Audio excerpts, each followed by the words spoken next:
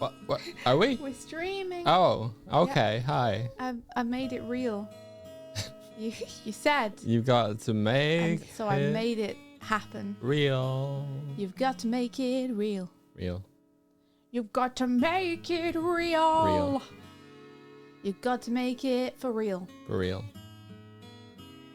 I need to. I don't see anybody yet. I need to. What? There we go. That's a bit better.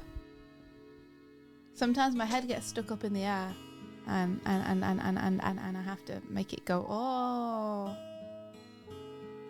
What is Martina saying? I can't pick Martina up. This is another thing I want to happen. I want to be able to pick Martina up. Oh. So I can move backwards and see what she's saying. Okay, I'll make mods pick up a ball if you really want. I really want. Whoa. She's so fast.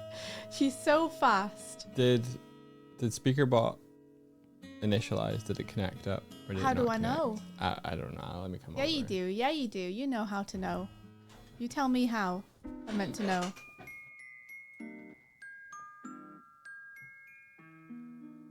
She sure did zoom. She's so fast. Maybe we could slow them down a little bit too when they zoom to places. Just a little bit. Martina won't have that. Won't have what? Slowing down. What's your say? What's your say? No way. See? Oh, you know her too well. No way. I mean, I can identify with that. The need to go fast. The masculine urge to go fast. Hey, evil fluffy cat. Hello. Type exclamation ! Boo. Okay, one sec. Isn't this meant to be saved? I don't know why it's gone. That's 99. You just wrote Brooklyn 99. Yeah. And again. Whoa. Okay, one sec. Wow, Martina can open chests. Doig, this is revolutionary. Thank you for the guambo. Martina can open chests now. That's incredible. Holy shit. Thank you very much, Form Bextron, for the subby. Yo, Bex, how's it going? They say I'm finally awake for a stream. Yay! Ooh. Yeah, thank you so much for the bits. Apocalypse says, hey, I found you guys via TikTok and I love your content. Thank you so much. Thank you for the bits. That's so kind of you. Are you content with our content? Oh. So should the sound now work? Yeah, in theory. Okay, let's see. Let's hear it.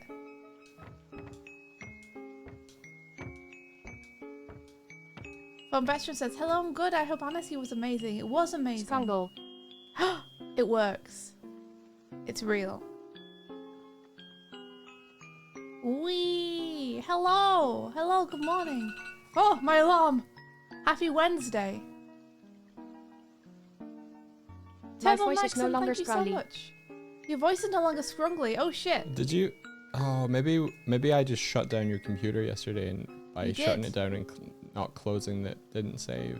Are you kidding me? I don't know. Are you kidding me right now, Doig? I don't know, man. Can't believe this shit. Well, you should have shut down your own computer. I have to put up with this shit. I didn't think you were going to straight down. Are you down there? He is, actually, yeah. I put him in the hole this morning. Here he is. He's been waiting for you, monster. Grab him. Yeah, take the worm. Take good care of my worm. He belongs to you. Swifty, did you run laptop build new? Yeah, I did. Are you certain? Yeah, I'm certain. Because it's not working with the grabs. I'm certain. I'm running the right one. Doig, this is entirely your problem. And I will take none of the blame. I refuse. I'll just put him here for you. And it's almost like you grabbed him, monster. It's almost like you grabbed him. So it's almost like you grabbed him. Hi, Martina. We're all just gonna hold vigil around Sonic Worm. This is fine. I'm tired of things working one day and breaking the next. Oh, well, Martina can grab. Oh, Martina can. Only Onster can't. Is that something to do with the code? Onster could yesterday, though. Onster could yesterday, yeah. Did you do something to make Onster able to grab yesterday? I did. You maybe I didn't did, yeah. save? Well, No, she's looking at you now. maybe it's not in the newest build then. Doig. I thought it was. Don't worry, Martin. We'll fix your voice, but it might need to be for tomorrow. I got corn. Nice. Wait, you can grab the corn? You grabbed the corn. You just Maybe you couldn't just grab weren't the close worm. enough. No, we were pretty close. Is it because I was holding it? That should work though. Oh wait, now I can't steal this. I should be able to take this. Corn is so dry. Corn is dry. You need some guambo on that.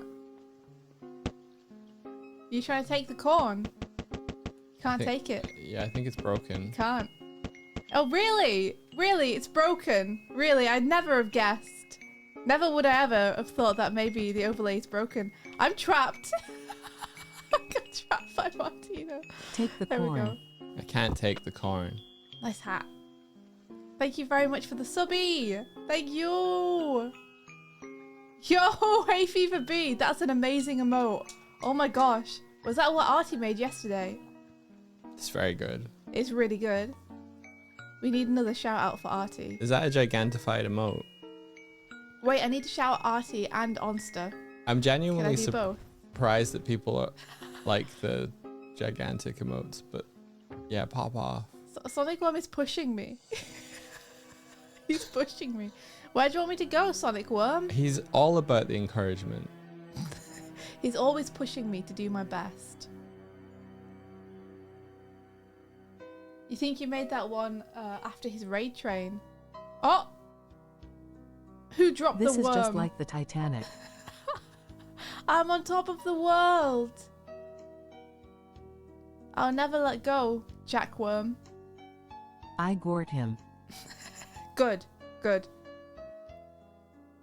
Wait, does Onster have him or does Onster has him? Onster has him. The worm has been successfully picked Here's up. boy. Maybe it was because I was holding it. I don't know. Hey Fever B, you know that that's costing bits to do those emotes, right? That's clear to you. It's gotta be clear, right? They can't make it unclear or they'll get sued. Okay, good. By me. Yeah. Damn Twitch, I'll sue. Well, thank you. Well, what are we doing today? I hear you ask in chat. Well, today we're going to be answering the questions that we got together yesterday. That's right. It's finally time for Doig to answer for his crimes. We're putting him on the podium. I won't do it. You have to. I won't answer for any crimes. Swear on this Sonic Worm that you'll answer for all your crimes. One hand on the worm. Why can't I grab the There you Sonic go. Worm? Because I'm so mad. he's too powerful for you. Swear to me. I'm Swear so to mad. the worm. One hand on the I worm. can grab this. You swear to tell the whole truth and nothing but the truth. I'm not Swear in on this the bit. worm! I can't pick things up again. You don't need to pick things up. You only need to swear on the worm. I swear on the fridge. Swear on the I'm worm. not gonna swear on the worm. The fridge doesn't have any morals. You need to swear on the worm. Like the worm has morals. The worm has morals. You just might not agree with them. This isn't a moral quandary. Worm. Well, Swear then to it shouldn't the be a mighty problem. worm. Swear on him. Stop hassling The me. mighty worm. Mm. The mighty worm demands you to swear upon him. Breaking. If you want Okay. things to stop breaking, Okay. yeah, you're gonna have to swear on Okay. the worm. I swear. Hand on the worm, please. Nice. Okay. Go ahead. I, Doig Mm. of the Doig Bears, Mm. swear wholeheartedly. What am I swearing to? To tell the whole truth, To tell the whole truth, the big truth, the big truth, and nothing the but truth. and nothing but truth. Okay. Well done. Now we can Hell get yeah, to brother. answering those cues. Oh yeah, just as we had a hype train success too. Congratulations! You done did a hype train. You done did it. You done did it. Level 2. Thank you. That's very sweet of you guys. Oh, he's going. The worm's looking after him, so I don't feel bad. The worm will make sure he's okay. I am feeling accosted. I hope you're feeling safe. Please His help. little feet trailing behind. Please help me. The worm's doing it. The worm's on it. There you are, you see. Nothing bad happened to you. Because No, I was going to try. We're going to show them the new... It's going to show them the new camera stuff. Look. Okay, It's new. It's new. All right, go ahead. Oh. Okay. Wow. Uh-huh. It's got easing. Whoa. Oh. It's no longer Wow. stuttery. Look.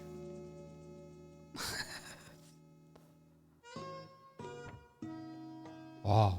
Oh, you're in the ship. No. No. No. Oh, no. Also, there's a little bit of a time, so you can stop pressing the thing, and there's a little bit of a respite, so it doesn't just keep clicking. You know? Yeah. Oh. Oh. Ah. No, not inside my brain. They'll see there's nothing in there. Ah. That's pretty cool though, Doig. Can I do it? Oh. You have to move. Mine doesn't do it. Mine wants to keep looking at the side of my head. How come mine isn't cool? I don't know. You did the thing again where you made all the cool features for you and didn't give me any of them. Damn it.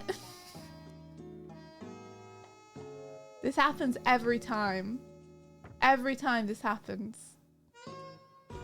Oh, you know what, Doig? That's a good point, though. What's a good point? We should be inside here to answer the questions. We are going to be inside there to answer the questions. Well, let's go then. Don't you think? Damn it, alarm! Alarm! I'm awake! We're already I'm here. awake! God damn it. Stop. Okay, I did it.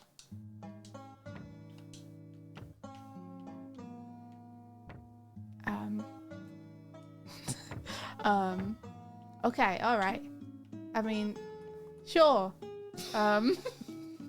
Yeah. Okay, so we high got up there. we got to do the free cam. The free cam. Or no, hit the captain button. Captain. Captain room button on the stream deck. Captain room button. On the stream deck. Does it exist? I don't remember. I can't see a captain room button on the stream deck anywhere. He's coming over to check.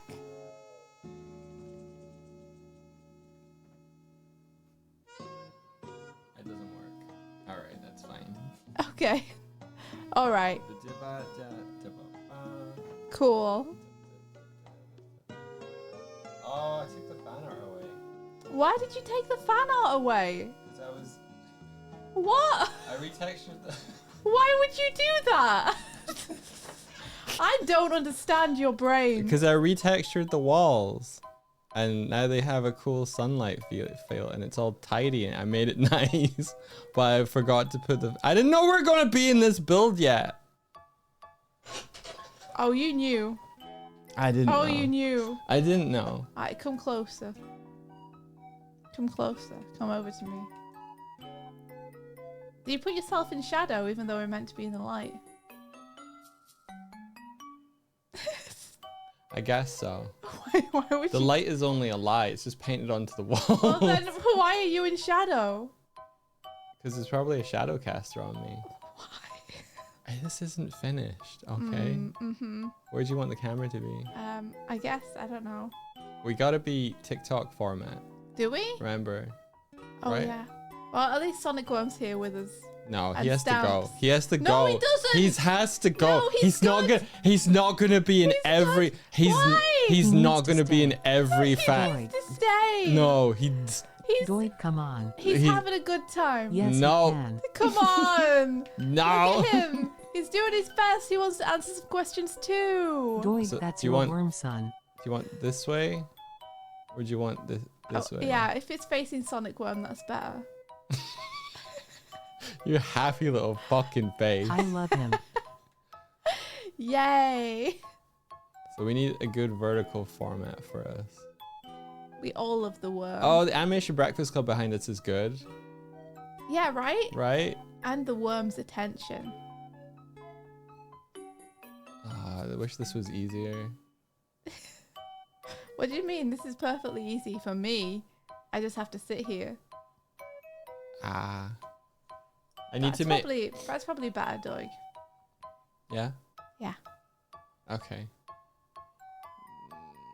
Well, it doesn't matter where on the screen we are, actually. So for the Doesn't stream... Yeah, because I can just crop it wherever. So we can be on the left, and this You could want be... to give yourself room to crop, though.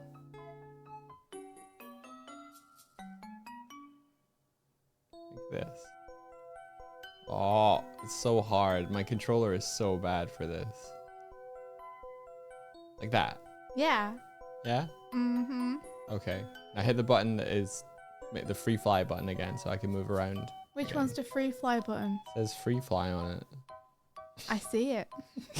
One sec. Can you read? No. Okay, I pressed it. Yeah, I can move again. Yeah. You're welcome. All right. All right, so we're going to answer some questions that got sent to us via Instagram and TikTok. We haven't looked through the YouTube ones yet, but we figured we have enough to keep us going. Moon Crow, I'll answer your question, but just because I like you. Music off. Oh, music off.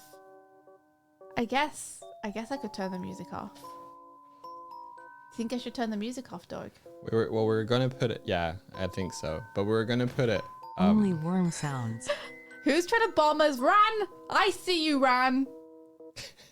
Does it shake the screen when the bomb goes off? Mm-hmm. Did I make it do Look at that? his little name over there. I think you did. Oh, Let's I see. must have. We got a question in actual chat. In the actual chat where we live. Moon Crow says, question for both. What are your favorite Blender tools and Blender tutorials? I'm new to Blender and learning. What's your favorite Blender tool, India? Sorry, Swifty. I like the donut tool where it makes you a donut for free. The Taurus tool. Yeah, the donut Okay. tool. Why is there a hammer? Why is there a hammer? All right, mods. For this, can you not be here? Because I gotta have. The absolute fucking goal. Music off.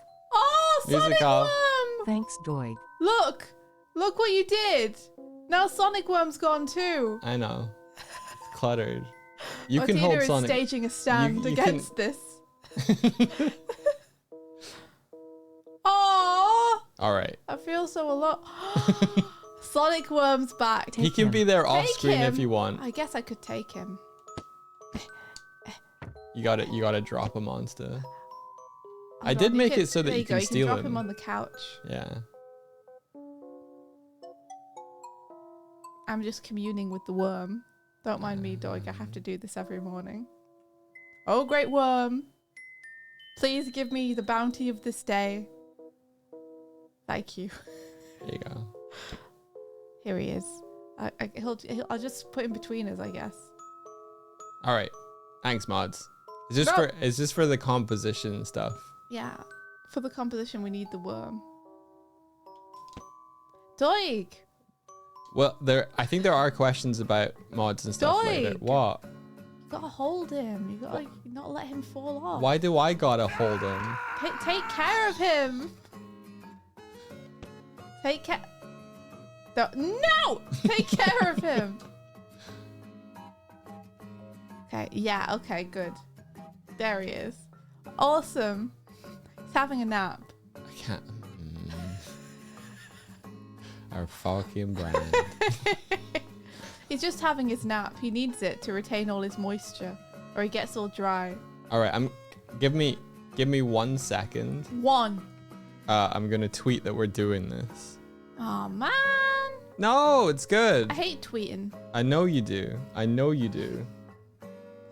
It's boring, stupid, and I hate it.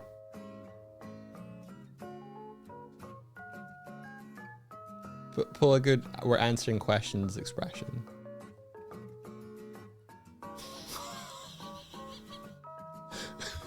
Oh, I missed that. I missed that. Fuck. Oh man, it was so good though. Do it again.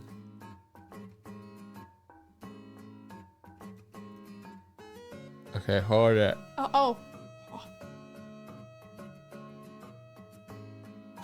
How's that? Yeah, I got it. That looks like we're answering questions, right? Zumbub says, I've been on Blue Sky and it feels like all my friends are drifting back to Twitter. I don't want to go back. Yeah, I've also been on Blue Sky, but they're not getting artists ready fast enough. Everyone, artists all hopped over to Kara. Yeah, Kara's the place to be now.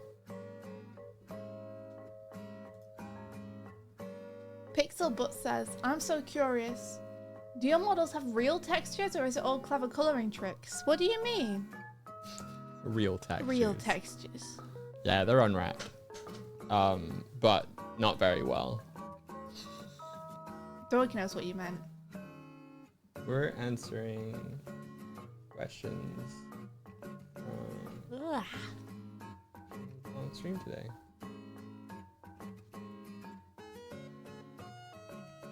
So, how's it going?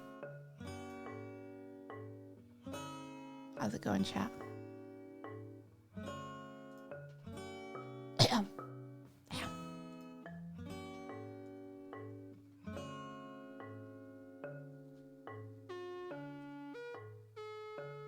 It's all right. That's cool. That's cool.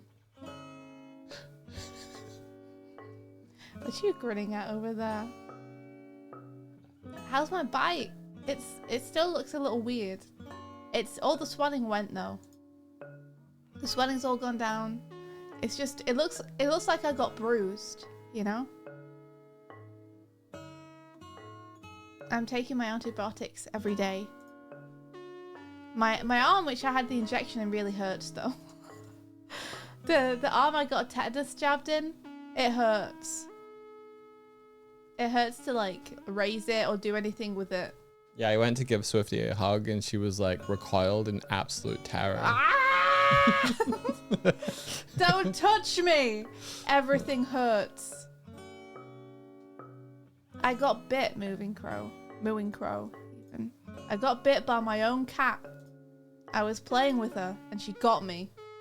And normally when she gets me, it's fine. But this time when she got me, it was like, it swelled up. And then it went kind of purple and I was like, oh. Yeah, you got kind of bruising around it now. This doesn't seem good.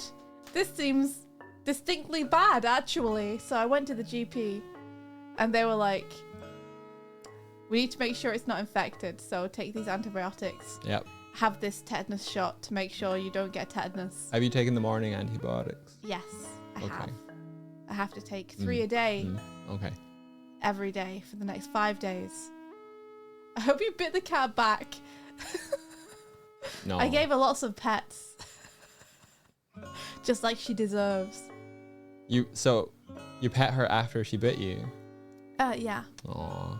Yeah. Good. I was like, it wasn't your fault you infected me. You didn't mean to. Your mouth is just gross. That's all. Stinky face. Yeah. Yeah. It's not your fault you have horrible bacteria inside your mouth. I'm surprised that she got you so deep with a playful bite. Yeah. She does that sometimes. Like, if you go for her belly when she's playful, she'll like grab your hand with her 2 paws and then she'll like at it. And I didn't get my sleeve up fast enough. Yeah. Our cat's a bit of a biter. But she normally does it super playfully. Yeah. This time it was like, oh, you broke the skin. Oh, and now it's gone weird. Okay. All right. I guess I'm going to the doctor. Thanks. Thanks, Sparrow. This is what I wanted to do with my day. Did the nurse lady was that a lady? Okay, I didn't want to assume. I did assume. You just did in assume. the moment. Yeah. Now I heard caught you. myself. I heard you do it. When I saw the nurse last time, it was a lady, so I just assumed it was probably this. Is it the same one that cleaned my ears? I don't know. Okay, you were there and you met her, but all right. Yeah, I don't remember though. Okay. What did they say when you were like, my cat bit me? Were they like, They oh were dear? they were relieved. They were like, oh, it was your cat. Yeah. Because I think the assumption had been that it was a wild cat or a feral cat.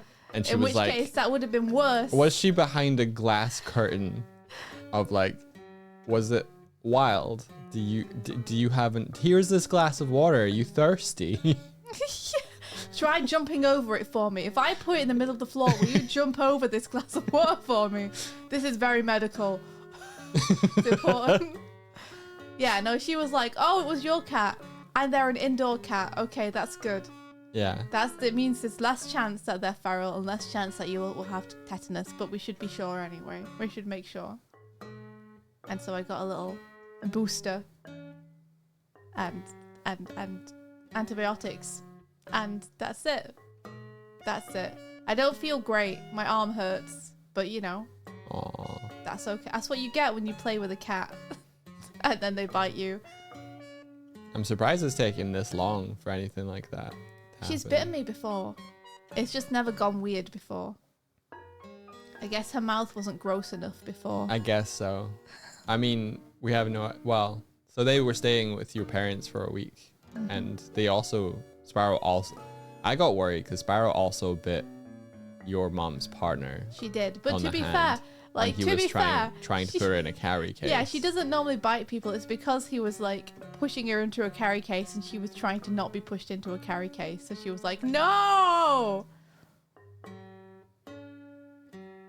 Oh, Zethy here says, how long did it take us to get the whole thing working? In terms of the overlay. We got it working pretty fast. The main basis of it. It depends was what you mean by working. a kind of a couple weeks, I would say, working Mm-hmm. on it. And it's been iterating on that ever since. Mm-hmm. So yeah, this is version 2 of it. We started from not scratch, but like a new project and importing bits and stuff in. So we're kind of trying to get back to a more fully featured, functional version of it. Yeah. That's taken longer because we've learned from what we did last time.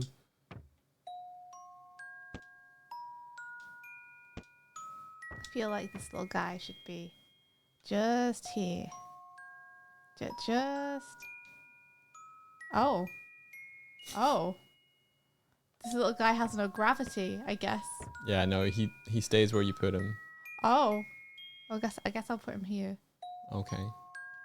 Oh, but he doesn't look like a bird if I put him like that, so I gotta like put him here. Okay. Gotta be careful not to disturb the worm. Okay. There we go. Perfect. Oh, you can make me jump still, eh? I see, Martina. I see how it is. There we go. Okay. So should I get to the actual questions? Yeah. So for those that Martina. Martina, I can't answer questions like this. Oh, the background music. Oh, thank you. Okay, I'll do that now. Thanks, Martina. You have to let me sit down so I can get into position. Okay, let's see. There we go. We have no background music now. So silent. I see you, Monster. It was you. It was you. Okay. What were you saying? About what? I don't know. I thought someone was saying something and then I got distracted. Oh, I was saying that we have a list of like 30 questions to get through today. We'll see. So yeah. The important thing to remember, Doig, Yeah. is you want to be as succinct and brief as you can with them. No, I'll edit them down. Do you want to give yourself that work or do you want to just cut it in your brain beforehand?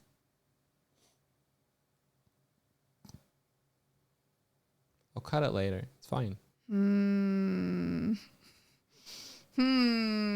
Okay. If you're sure. I don't think we can do like 15 seconds per question like you were hoping for. I think we can. Here's an example. First question. What even is this? A game, a VR chat world? It's a game. It's a Next game. question. There you go. That's not enough of an answer. Isn't it? No. It's a game that Doig built himself. Next question. What? Is this not good? Is this not good enough? What? I don't understand. What would you say? What would I say? Yeah, what would you say? Go on then, big guy, big answer guy. I'd say it's an experimental game-driven overlay built in the Unity game engine that we've been developing for a couple of years now. Let me tell you what they would say to that. What? So is it VR? Okay, but VR chat is a game. So what is this, a game or VR chat? Not VR Don't, chat. you have to not overthink but it. game. People are asking if it's VR chat. It's not.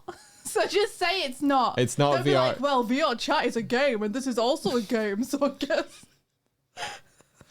This is not VR chat. However, it is developed in the same platform as VR chat. Duh. Unity. Unity, yeah. Yeah, not VR chat. Yeah. Because people will think when you say the same platform, you mean VR chat. Oh, okay. No. Both VR chat and this are built in Unity, but this is not VR chat. Yes. This is Doig's own game that he built himself. My own guy. His own game. This is not going to go well. This is going to be great. This is why we Okay. never do these. Question 2. How let me read my questions. They're on the teleprompter behind the camera. Is it a fixed camera and you look at yourselves, or do you see out of their eyes like a point of view? We see basically what you see. So there is no first person camera. There is nothing that like resembles a VR headset or anything. We actually developed this to avoid using VR headsets. We wanted a way that we could control our characters that was more in the line of like puppeting them than necessarily embodying them. And so, yeah, every point of view that you guys see on the stream is what we are seeing in real time as you are. This is That's exactly, yeah. We're seeing exactly what you're seeing and controlling our characters from that view. If you're wondering how we navigate, all of the camera movement, all of the controller movement that we used, I'll start again. All of the character movement that we use is relative to the camera and the point of view of the camera. So that's how we can kind of orient ourselves. We know whereabouts we might be, and we know how to get back to the camera because it's basically pushing down toward the camera. We have a couple of tricks as well, like we can ping ourselves back to a reset position if we get lost and stuff. Which we do often. Yeah, so it's Yeah. helpful to have that. All right, next question. Is the game networked? Like, do you two control your avatars from different computers and stream from the host, or share one computer and stream that one?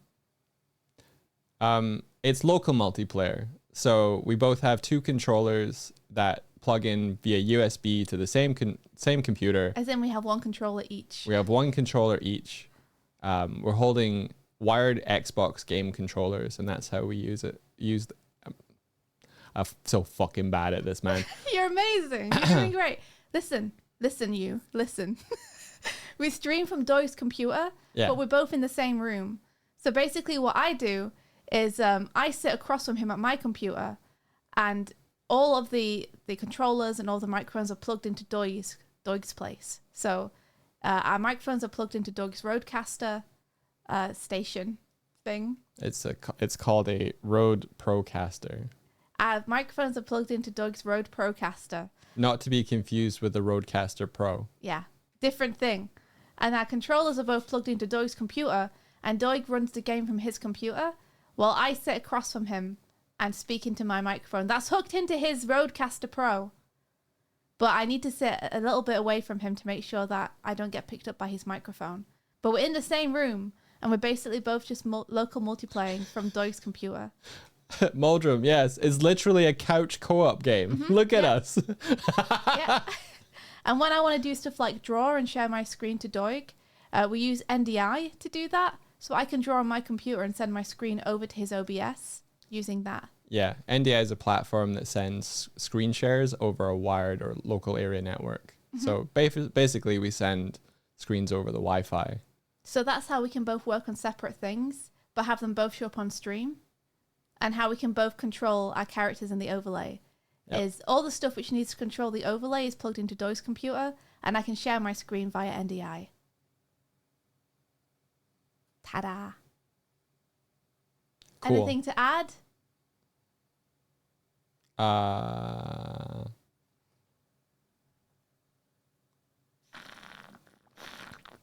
Water break. No, I think that's good. I think we covered that one. Okay. Here's another question from the internet to you, Doig. Okay. Do you guys have face tracking or something, or does it just animate the mouths when you talk? We do have face tracking. We're using iPhones with their cool radar. I can't remember what kind of camera it is, but we use the iPhone to face track. We used to do something else, but not anymore. Not since that time. Not since that day. We used to use the volume audio levels from our microphone to drive our mouths, but they would just be like this. They were fine though. They worked great. They were good for a while, yeah. Yeah. So, like Doug said, we used to just do it based on the audio level. So when the mic detected input, it would open the mouths. So we wouldn't have necessarily any mouth shapes. We'd just have open and closed shapes. Yeah. But it worked perfectly well. Like, it was awesome. But then one day we decided that we'd try face tracking. And it gave us so much more control over our expressions that we haven't gone back since. Yeah. So yeah, we both use Apple devices to do our face tracking. I use an iPad and Doig uses an iPhone. Yep. And yeah, they control our face expressions, but everything else is controlled via controller. Yeah, so we have a little bit of head movement via the controller. Our blinks are via the controller. And we used to have eyebrow controls, but now the face tracking overrides those. There you go. Next question. Did you make your own character controller? Are you using custom physics or rigid body? URP or HDRP? Sorry if that's a lot. I'm a curious dev. Hello, Curious Dev. Hello, curious dev. I use a character controller off of the asset store. I think it's called Easy Character Controller. And You've tried so many of them as well. This is like the 6th one you've tried. Yeah. The reason I picked this one is I was really excited by the idea that I could have our characters stand on moving platforms. I think it's based off of a rigid body method of doing it, but they kind of simulate their own gravity and their own physics a little bit. There's a lot under the hood that I don't fully understand quite yet. It's URP, which for those at home is Universal Render Pipeline, opposed to HDRP, which is, I guess, high definition render pipeline or whatever. And what was the last part of the question? Custom physics or rigid body? I think it's rigid body, and it's not custom physics. No. No. No. Generally, if there's something that can let us do it a little bit easier and take some work off Doig's shoulders, since he's basically programming all of this, we take it. Because why not? If someone's built something that's going to do what you need it to do, and you can save yourself that time, or even take it as a starting point and then customize it to make it do what you need it to do, then you might as well, right? I'm moving in my chair. Yeah. I want to add a little addendum to this one, just for people on the stream maybe, is that when I first started doing this, I used a basis for a character controller that was written by Minions Art. So shout out to Minions Art. Shout out to Minions Art, they're awesome. They have a really cool Patreon and they share a whole bunch of stuff there. And I built our character controllers out of the example scripts that they gave.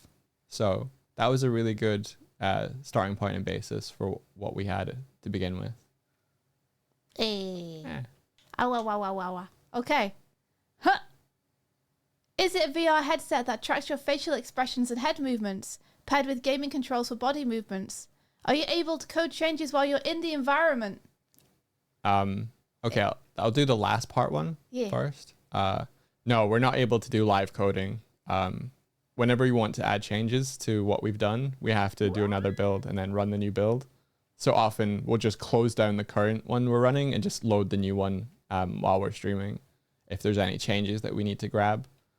And it's iPhone face tracking, it's not headsets. So we wanted to have something that we could drag ourselves out of bed and just slump in front of a chair and go. We didn't want to have to put on a bunch of facial tracking and motion capture stuff. Yeah. Like, number one, because that stuff is really, really expensive to buy. Right. And we kind of want this to be able to be done on a shoestring budget. And secondly, because that's a lot of stuff to wear just to stream. And it would make it very hard for me to, like, draw on my tablet and stuff if I had a VR face tracking headset on all the time.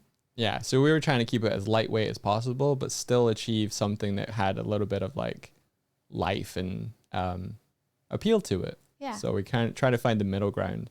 Trying to make it as easy as possible.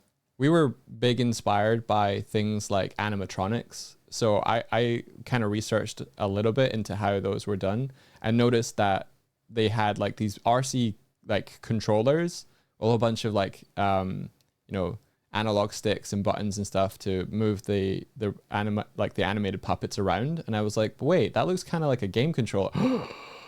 I have one of those on my desk. And so I kind of built it out of that inspiration of like, I want to have an animated animatronic puppet on stream, but virtually. Also, we grew up playing games. So like when we were thinking about how we want to control something, the easiest way to us was just to use an Xbox controller. Yep. Because we're both super used to using it anyway. Yeah, we don't really have to think about it. Also, this is an aside. Hi, D-Slugs. Hello. Hi. Thank you for the subby. Oh, they're in chat. Yo, yeah, hey, dude. Hi. David. David. Woo, David. We love David here. Hi. Hope you're doing good. We're making a FAQ. Yeah, we're finally answering questions that we asked people for. Yeah. We're doing it. We asked them like weeks ago, and now people are like, hey, did you do that yet? And we're like, no. But look, we're doing it today, so it's all fine, actually. Okay. Let's see. Should we be worried about the burning tree or... Don't worry about that. Burning? Don't worry about that. Tree? It's fine. It's meant to be like that. That's how it came. Yeah, it's a feature. Yeah, don't worry. That was on the box. We put in safety railing, so you don't need to worry about it. Yeah, it won't fall off. Mm-hmm. You don't have to worry about the tree at all. Yeah, the tree's going to be just fine. It's fine. It likes it, actually. Yeah. Yeah. And then the next question. How did you come up with the designs for your avatars? They look awesome. Well. This is a good one to have David in chat for. Right? So we originally came up with the designs for our characters as part of, we were doing a Deltarune Let's Play, and we wanted to create ourselves as what we would be as Undertale monsters. And that was the kind of basis for the bird and the bear originally. Mm-hmm. So I had antlers and a fire between them and a scarf. And you had like a big blanket. Yeah. It was a magical blanket though. And like a witchy hat. Someone just threw his bits. Thank you. Thank you very much, Falsinor, for the bits. Thank you for the bits. I'm sorry, they're outside. We can't get to them. They're all outside. The tree will have to get them.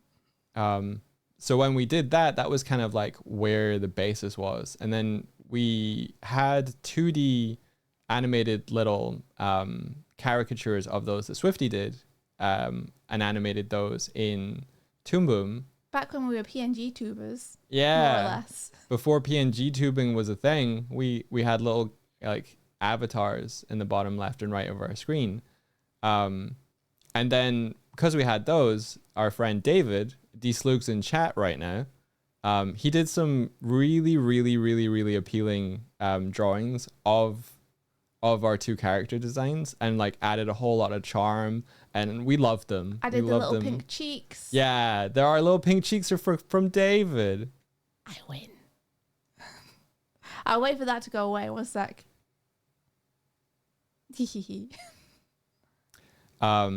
And it was around about that time that I was toying with the idea of I wanted more interactivity for our characters on stream.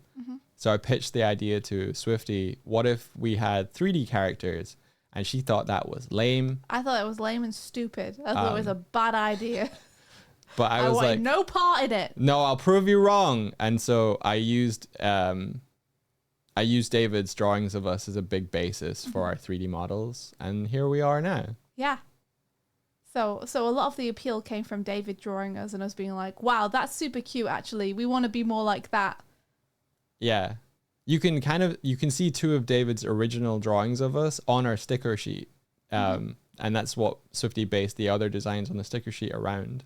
But also we can throw them up during this answer on screen. We can throw them up so that people can see them. There they are. See, local bird enthusiast asks, how do the hands work? Do you guys make your own interactable objects?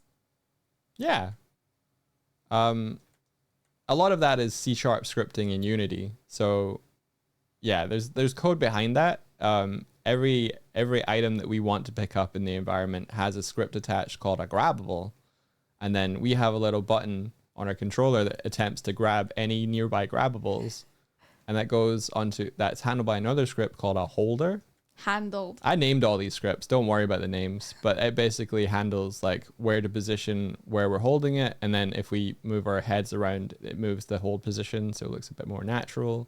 So at the minute, we only have one hand pose. And we can click a button on our controller to bring our hands up. Yeah. But in the future, we hope to have many hand poses. Yeah. For all different types of scenarios we might want.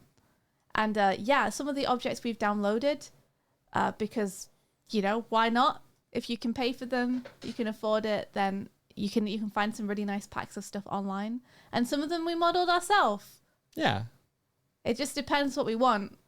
Sometimes you can't find a sonic worm on the internet that you can just download. Sometimes you have to craft that meticulously by hand to make him absolutely perfect, Yeah.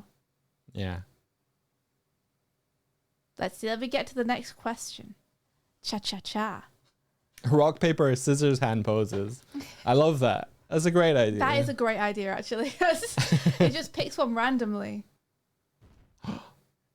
That'd be fun, right? That would be fun. Then it would be truly random. It would be truly RNG. random. That's a new feature that's going in. After we manage to perfect the hand holding that Doig is currently working on. Fusar, if you want to, I don't know if some of the answers are going to last more than a minute, but yeah, if you want to, you're absolutely like that. I would welcome that. So here's another question. Yeah. There we are. My face tracking is working. That's good. Here's another question.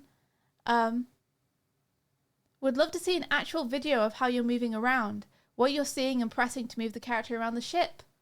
Well, here is a video that we have made for you to show that, so you can see exactly what we're doing. Woo! What? Just everyone in chat imagine that is playing right now. So that question's done. Okay. Let's see. We'll record that after we've streamed and stick it on the it's fine. Let's see. Can this program be open source? Wait, we should talk about it a little bit. We should talk about what people will be seeing on the video. Go ahead. No, you do it. What do you want me to say? Well, so they asked they wanted a video of how we control the characters running around the ship, right? And you don't think that'd be easy to do by just doing it and recording it?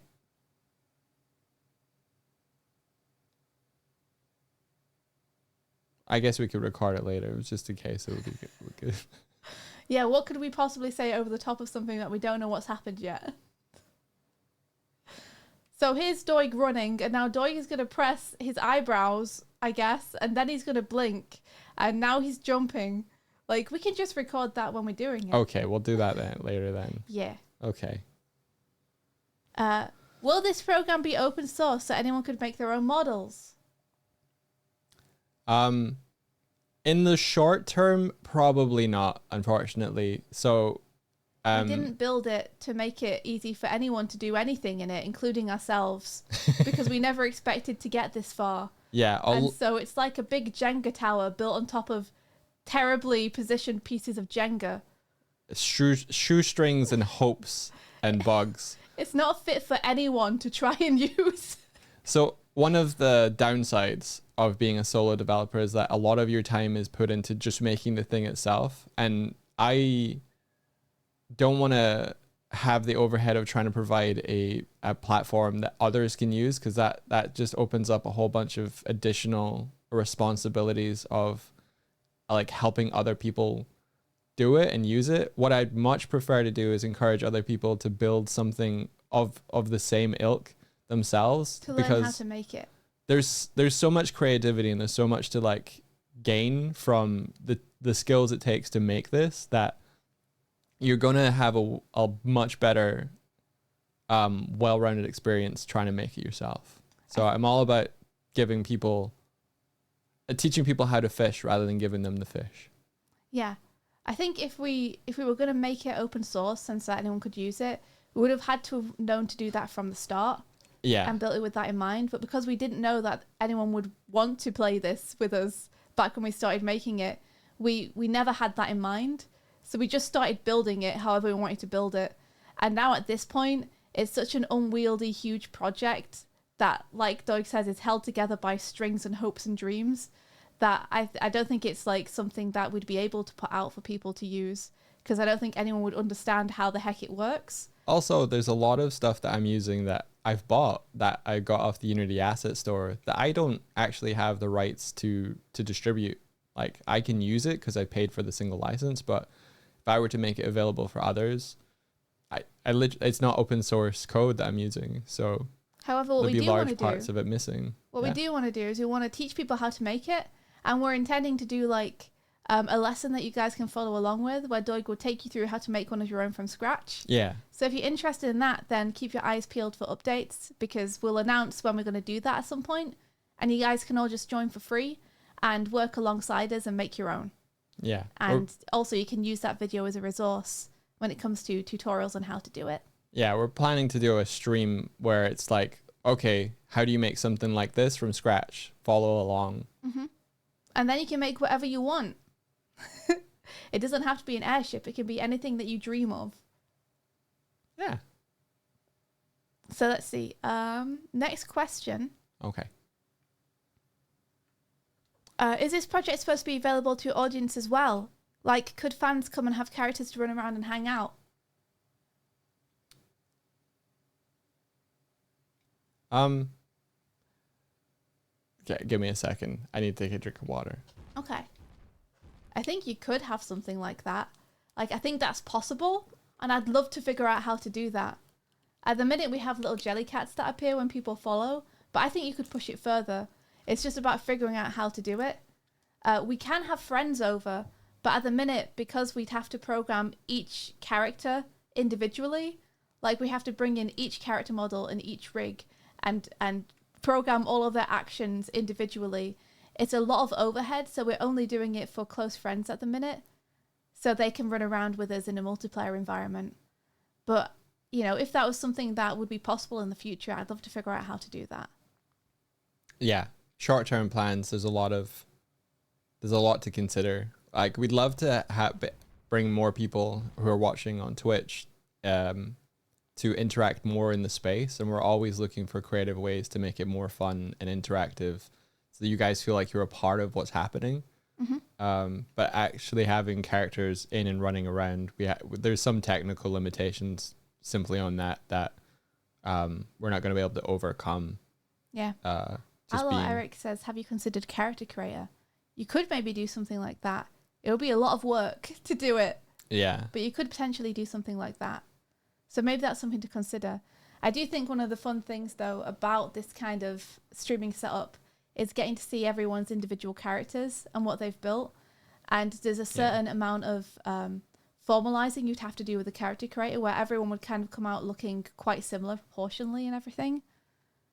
So we want to put more of an emphasis and a focus on crafting cool stories together, like emergent storytelling that comes narratives. from and our focus is kind of less on that kind of grand multiplayer everyone join in and create like that sort of thing, and more in like trying to build a world that you guys want to discover more in, and like we can kind of dig into over time. Yeah, it feels like Code Miko kind of has the whole multiplayer angle covered when it comes to just everyone being able to pile into a world.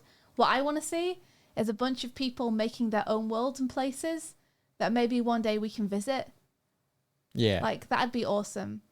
But being able to make your own hub and like have everything completely custom inside it, I think would be really fun. Yeah, so if you're interested in that sort of like shared streamer space, all the kind of viewers can jump into the world and stuff. Check out Mikoverse. It's looking really awesome. Mm-hmm. Let's see. We also have, when it comes to the bomb explosions knocking you all around, how does the program calculate where you're going to end up? Also, is there a set starter speed an explosion always makes you go? So our bombs, they're kind of, I think they're using the physics engine inside of Unity. And a lot of that is like applying forces, either like you can apply force and torque. And the way our bombs work is that the closer they are when they explode to our characters, the more force and speed they put on us. So if you manage to land a hit, like a bomb, like right next to us, they're going to like send us flying faster and spinning faster. Is kind of the gist of it. Parents are pissed, but the kids love it. I would have thought an answer about bombs exploding would be more interesting, but I felt like that was a little... Hey, you're the one who answered it. I know. You can make it more interesting. Okay, let me try again. So when our bombs explode, the closer they are to us, the more force and torque, which is a spinny thing that makes it go is applied. So if a bomb is slightly farther away, we'll go a little bit slower. We'll spin a little bit slower, and that's how it doesn't calculate an end position or anything. It literally just has a starting position and a vector that it's going to send us in based on relative to where it explodes. Nice. Yeah. Thank you, Doig. Thanks. All right.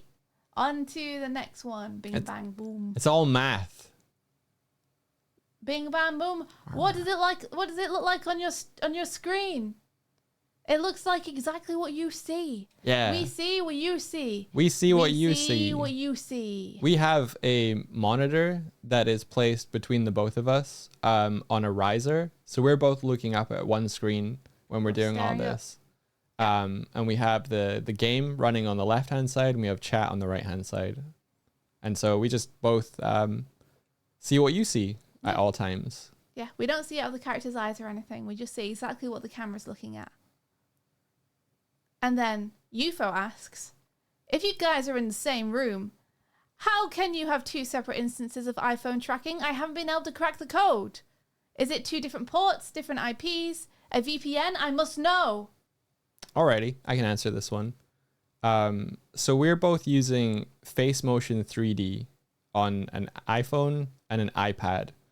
And that piece of software, that developer, they released a C# script along with it on their website, which is the receiver. So because I have access to the C# script, I'm able to pull that into the Unity project and apply two instances of two receivers. So there's a receiver inside of this this app that's listening for the IP that is associated with my iPhone, and another receiver that's associated with the IP address of Swifty's iPad. And so our devices both connect to the same IP, like the senders both connect to the same IP, but the receivers are different. Does that make sense? I might try that one again. That was a lot. That was a lot. Try it again. Do you want me to read the question again? Yeah. Okay. If you guys are in the same room, can you have two separate instances of iPhone tracking? I haven't been able to crack the code. Is it two different ports, different IPs, a VPN? I must know. Your face tracking borked a little bit there. I'm sorry, I can't help it. I just get so excited answering the questions that sometimes my face goes a bit weird. Okay. Let me go for it anyway.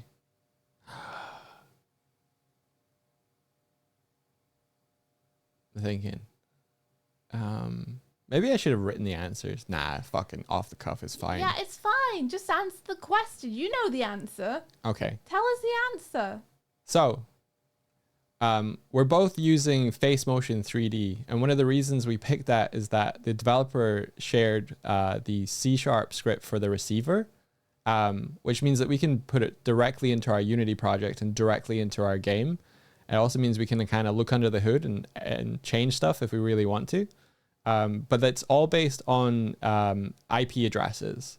So each of the receivers in the project are looking for a different IP address from the two devices. And we have the scripts attached to both of our characters. So whenever we boot up and try and connect to the game, it connects to our specific characters. So if we changed which IP address that we were sending it to, I could take control of Swifty's face if I wanted to. No, Yeah. no, not my face. Not the money maker. But that's the basis for what we're doing. One of the reasons I picked that is that I didn't want to have to run both the game that we exist within and also a receiver at the same time. I want it to be a little bit more streamlined. And because I can have access to the script itself, I can exaggerate poses. I can do a little bit of tweaking. I can fiddle with things, and that's helped a lot. Yeah. Thank you. Also, thank you very much, Winfei, for the raid. Yo, welcome in. Raiders. We're doing a Q&A. We're currently answering questions that people gave us on TikTok and Instagram. So hopefully these questions are interesting for people in chat as well. Yeah. We're trying. Let's see. Trying. So, next question. Yep. How does the head turning work? Is it controller based or face tracking based? It's a mixture of both. Haha, it is a both. Yeah. So we can have a little, like, this is me moving my head with my actual head. And then this is me moving it with my controller with the right analog stick. So because we can have a mix of both, we have a little bit more range of movement. Because I really didn't want to have to be like, if I want to headbang, I don't want to have to do that because I'll get dizzy. Yeah, you got dizzy. But I can move it with the controller like this. We can headbang with the controller. And then the face tracking is really helpful when you want to make like little small tweaks to where you're looking. Yeah. Because that can be kind of difficult nudging your head around with the analog stick. Yeah. Like it moves quite a lot. So being able to slowly nudge using just the face tracking is really helpful. Yeah, because you can't, because we have the iPhone and the cameras in a stationary position, it's not attached to our heads. There's only so much that we can turn away from the iPhone before it starts losing what our faces are. Yeah, and it can't read what our faces are doing. But this way, I can turn to Doig using my controller, and it can still get everything that I'm saying because I'm still facing the face tracking with my actual face. So yeah, I think it's helpful in that way. It's kind of a best of both worlds scenario. And it's not something that we kind of pre-planned or anything. No. It's sort of, we had Stumbled one into system it. and then we tried to build another system on top, and we've just kind of learned over time how to get the kind of performance that we're trying to get. Yeah, it's still not perfect every time, but you get a bit of the feel for it as you use it more. As with most things, we just stumbled into doing it this way, and it ended up working out. Most often, Swifty has an amazing idea, and she goes, "What if we try this?" And I'm like, "Okay." And then I'll try it, and then 90 to 80% of it works, and then it causes like 10 to 20% of bugs. And that's how we kind of rolled forward for a few years. Sorry. It's okay. Oh, it's all learning. Niles Cranekick in chat says, "Can I ask, as I see you rigor and animates below, did you design your characters? This may have been answered to death, so sorry for repetitive." It's okay, no worries. We did design the characters ourselves. Yeah. We designed them ourselves, and then we ended up redesigning them a little bit based on David Liu's drawings. Our friend David drew us, and drew us really cute, and we're like, we want to be more like that. So we kind of redesigned them. Then Doig modeled the characters, and he rigged them up with the help of a friend. I think Kawa helped rigging, right? Yeah, in the first iteration of the character models, Kawatoons rigged our models for us. In the second iteration of the models, I used this iteration that you're seeing now. I used something that was suggested to me by Space Pirate Fenrir called Autorig Pro, which cost about like $40. But that's But Doig hates rigging more than he cares about $40. more than I hate life itself. Yeah. And we're using that currently to give ourselves bones. That's where the new bones. That's where the new Bones song came from. Don't wanna do it all alone. Is me re-rigging it with Autorig Pro, giving Swifty new bones. New bones, new bones. One of the reasons we use that is because it has a remapper as part of it, so you can remap animations from other skeletons onto this skeleton. And I figure that's going to be useful for getting stuff from like Mixamo or past animations onto the here, or like just getting animations from other sources, like, I don't know, some Super Smash Brothers animations, so I can move around like Toon Link. We've had mixed results with it though. As some of the animations that we had before haven't come in exactly how we expected them to. But you know, everything's a little scuffed. That's just how we roll. It's you guys, the funny couple from Twitter. That's a new one. That is a new one. Hey. Who says we're a couple? Anywho, let's see. Next question. Oh, you know what the next question is? What? This may have been answered before, but did Doig make the models or was it someone else? Only asking is they're adorable. Thank you. Doig made them. I made them. He made them. He sure did. Yeah. And then I heckled him from behind as he was making them. I gave him harsh but fair critique along the way. Yeah, this is kind of iteration 2 or 3 of them. They're every so often I feel like I can add a little bit more to them and hone the design. Yeah. I think if I can add more to this, I don't know, cut this part or add more to this. No. I'm stretching. Sorry.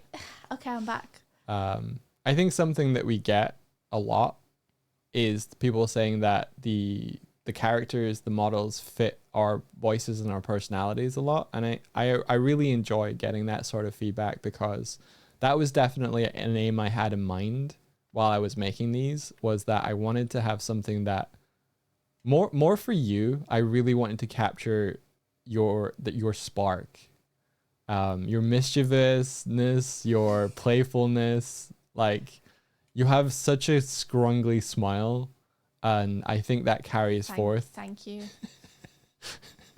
I think. And a lot of the expression that you see Swifty do is partly, you actually directly, like, Swifty modeled her own blend shapes for the expressions. I just created a kind of base model and gave her a good topology to work with, but I think it really suits. So I enjoy getting the feedback that people think that it feels like us, because it's always been a goal and an aim in mind, is that this is a way for me to express myself in an honest and genuine way. So yeah. Good job, Doig. Thanks. Good job making my face good. Okay, let's see. What do you call the system?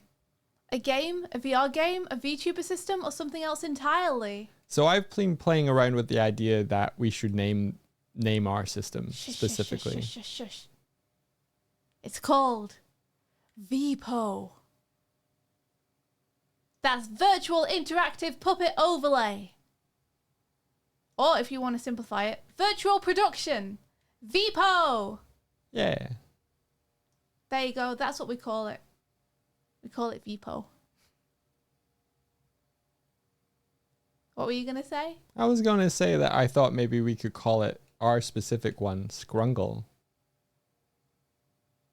Like, we're making Scrungle. It is a VPO. No? Maybe Scrungle's just the multiplayer part of it. I don't know. Okay. I don't know. Okay.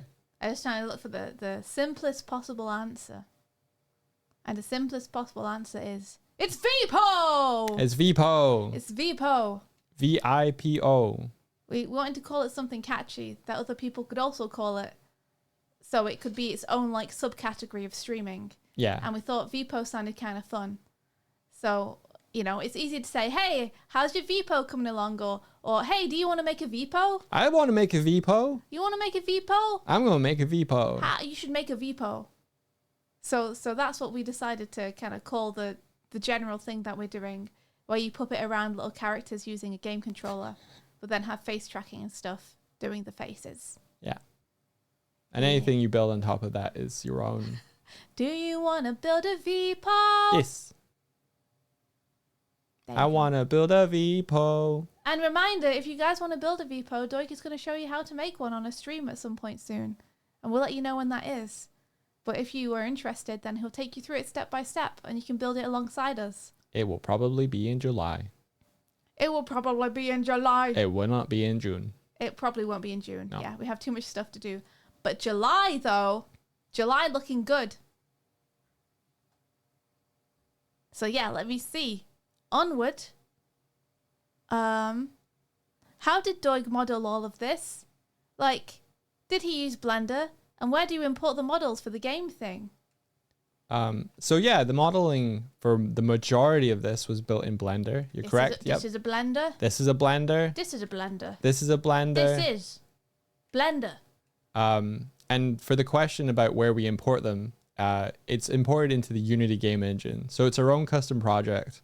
And we used FBX import for Blender. No, we used FBX export and import into Unity from Blender. That's how we did it. Yeah. Blender's awesome and it's free. Shout out to Blender. Woo! You guys are awesome. Yeah. So there's no like, we didn't import into software that was built for this. I've already answered it. Unity. Download Unity. Foo Fighters says it's their first time here. What kind of thing do we normally do? Normally Doig is either deving on this overlay or I'm doing some doodles or animation. Yeah. So Swifty is an animator / storyboard artist / director / graphic novelist / person. board game designer. Yeah, the thing I'm most known for is my board game. Really, we're This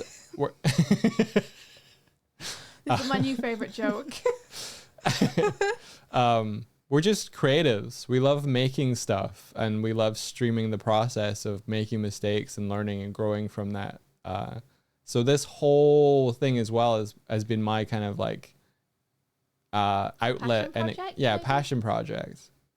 Because I have a career path that led me into the dark woods of game development. I have skills and stuff that are carried over from there. So I can 3D model, I can paint textures, and I can do a little bit of C# scripting and coding and stuff.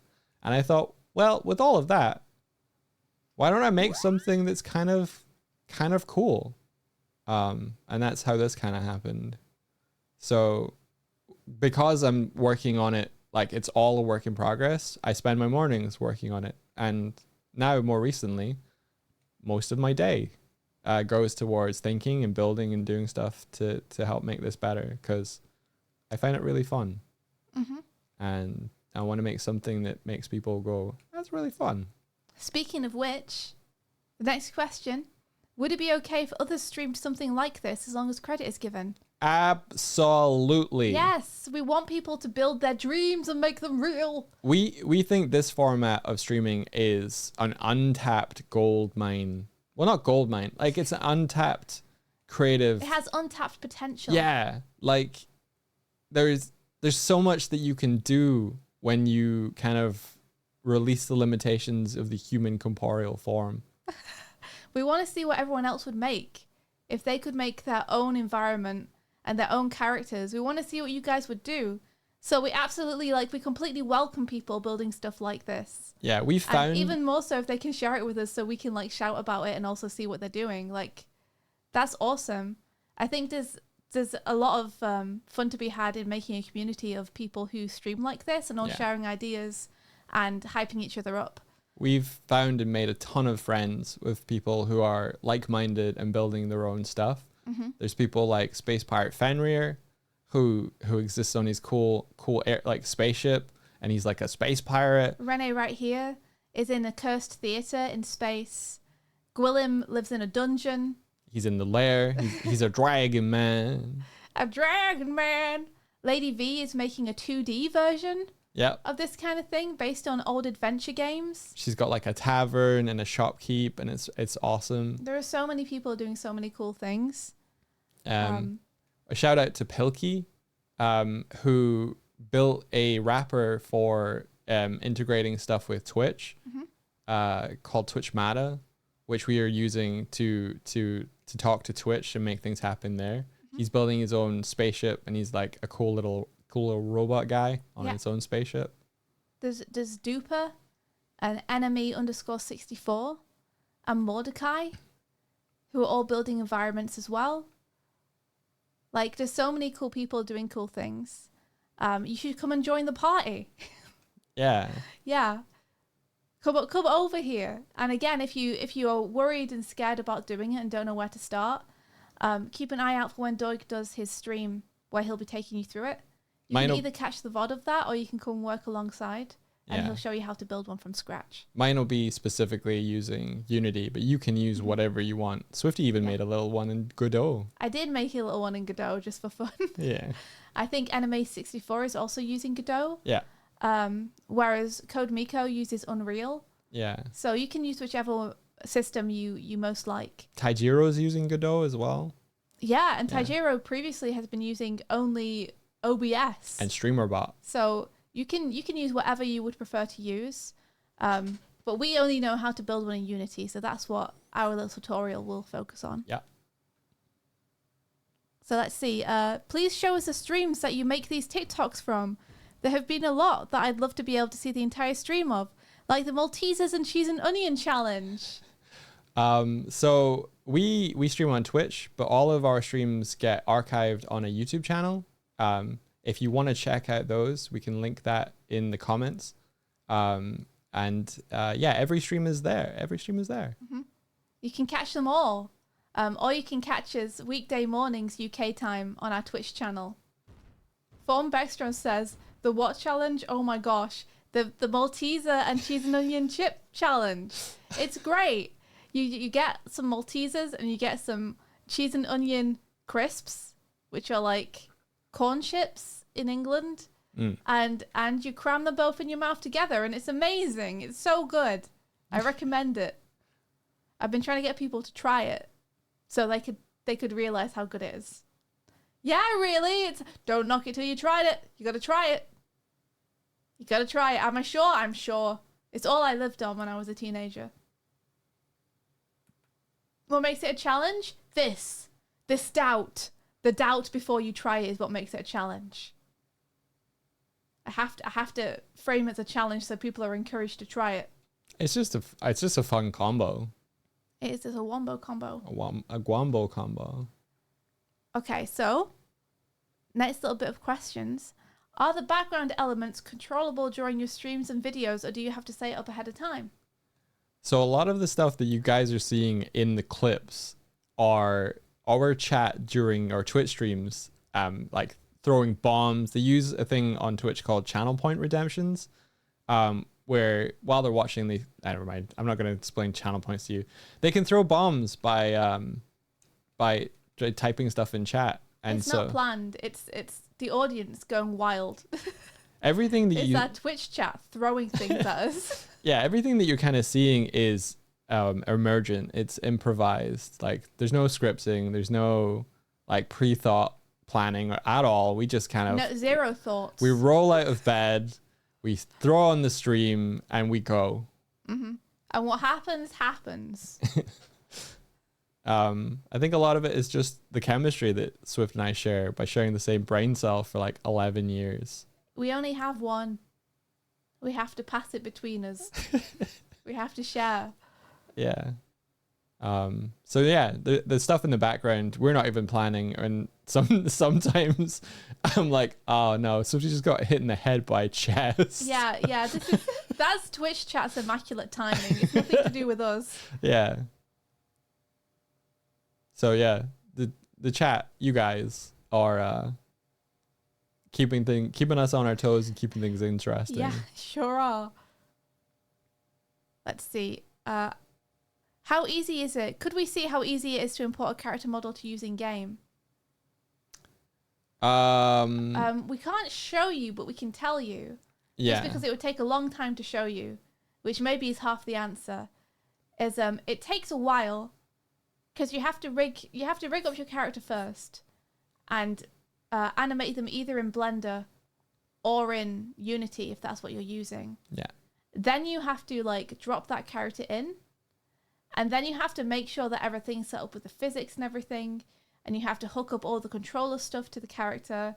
You have to make sure that every action you want the character to do is assigned to different buttons and different combinations of things. And then, of course, you have to test, and iron out all the bugs. So I'd say every character that we put in would take at least a couple of days to get working properly. Yeah. Which is part of the reason why, much as we'd love to have every single person able to have their own character, if we were to do that, we'd never do anything else. That would just be our life, was trying to get the backlog of characters in.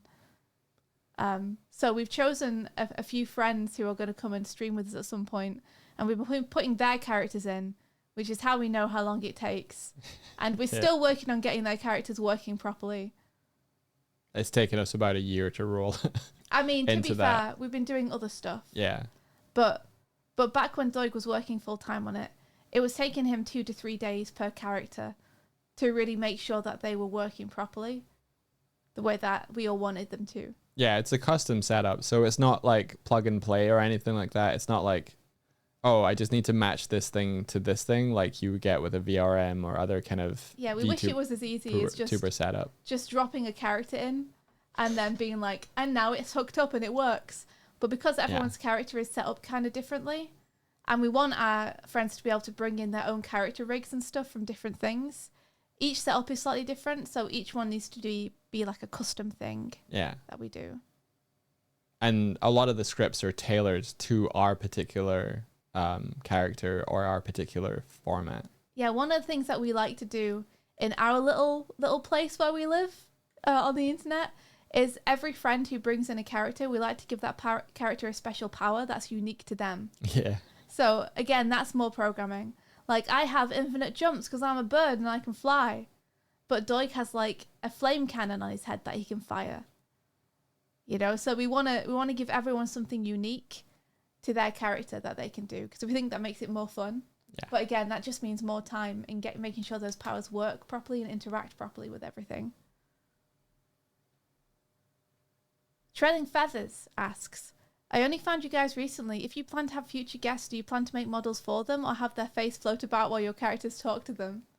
So part of what we've been building towards is creating this kind of shared environment, and we've covered it a little bit so far, but I'll answer it. Okay, let me start again. Because I'm like, we've answered this before, but if this is an isolated video, then it doesn't matter. I'm gonna drink some water. One sec. Okay, I'm also... Water break! Water break.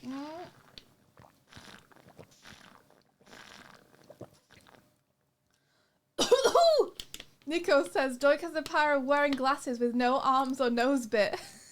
True. What glasses?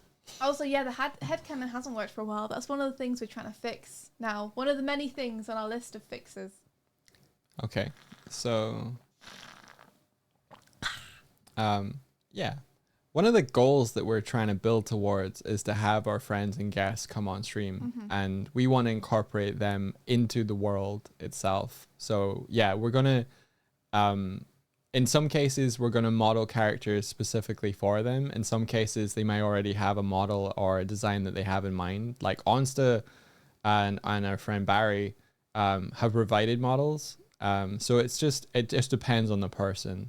But we absolutely want to have more people come and join us and scrungle together. Yeah. That's our roadmap going forward and what we're really excited about. We have made models for friends. And we'll probably do that in the future as well. But obviously that takes a bit more time. So, you know, it all depends on what the person who's coming on wants. Yeah. I'd love to have people in chat able to hang out on the ship as well.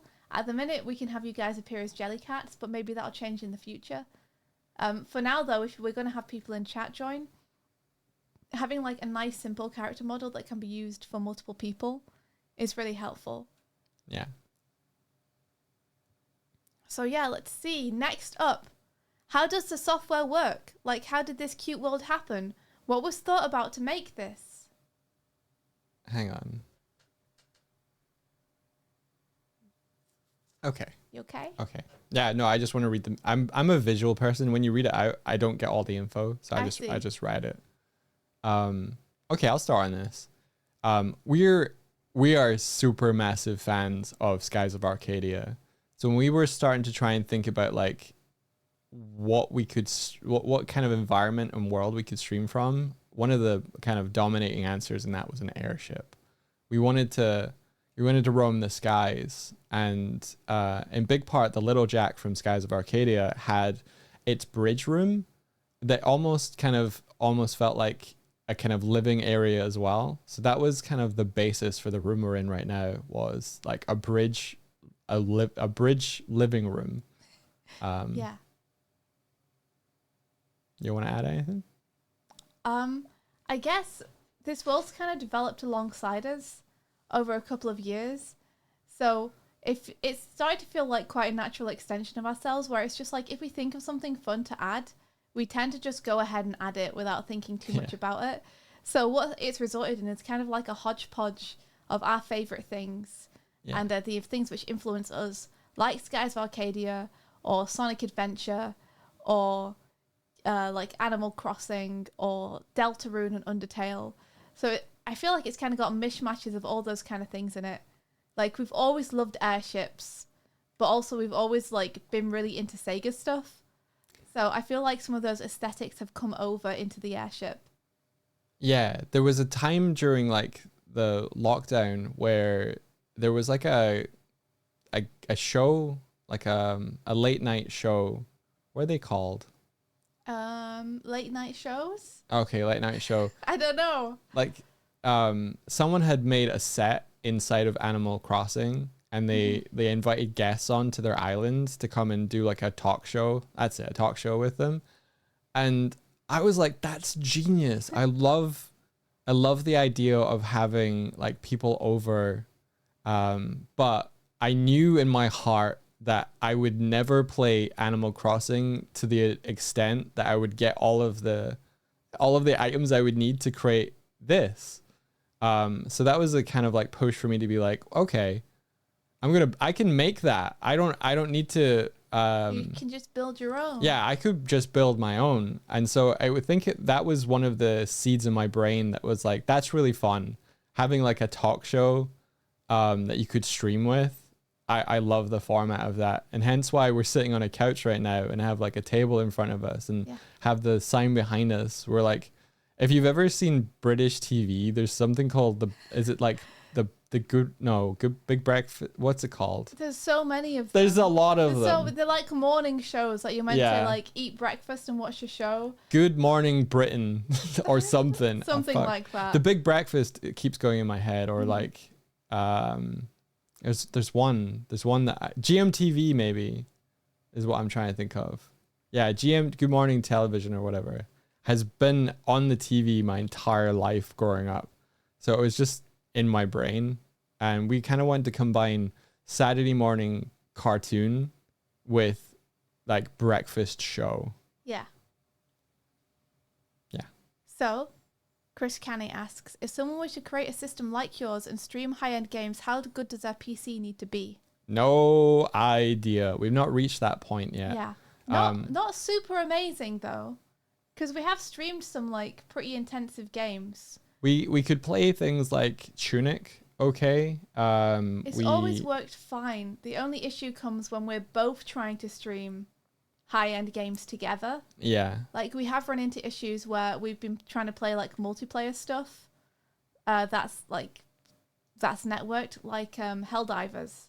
Yeah, Like, we when weren't able tried to do that. When we tried to play Helldivers together and Monster Hunter Rise together, and we were both streaming like the good graphics quality and trying to send it to the stream, that didn't work out for us while running the overlay at the same time. The compromise we're going to make is we're going to have one stream machine that is handling OBS and our overlays, and then we're going to have 2 other PCs doing anything else that's like more heavier lifting. Yeah, we're hoping that we can get a stream PC to take the load off the PC that will be running the game, which our incredible community, thank you so much everyone, has helped us raise money for. I think it would be possible to do both, but as Kitco is saying in chat, you have to optimize well, and this thing is not, it's a work in progress, and I've not hit optimizing it yet. Exactly. Like, one of the reasons why we wouldn't put this out for people to use is because it's so unoptimized. Yeah. Because again, it's like it's built from hope streams and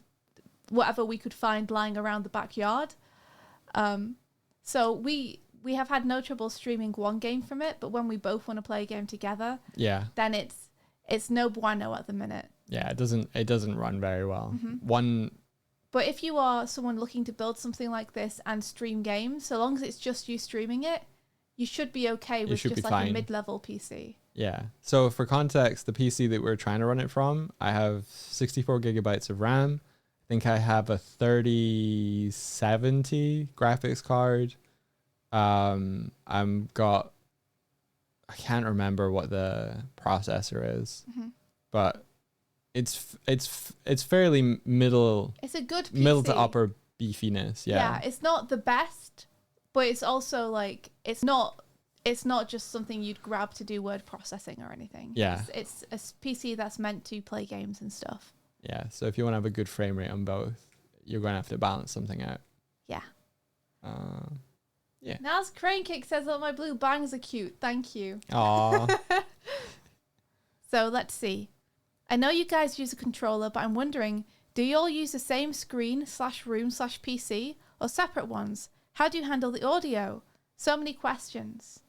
Okay, let me have a look at this and break it down. Yeah, I'll let Doig answer this one. We answered a similar one earlier, but maybe this answer will be better since Doig's handling it. How do you handle? Okay.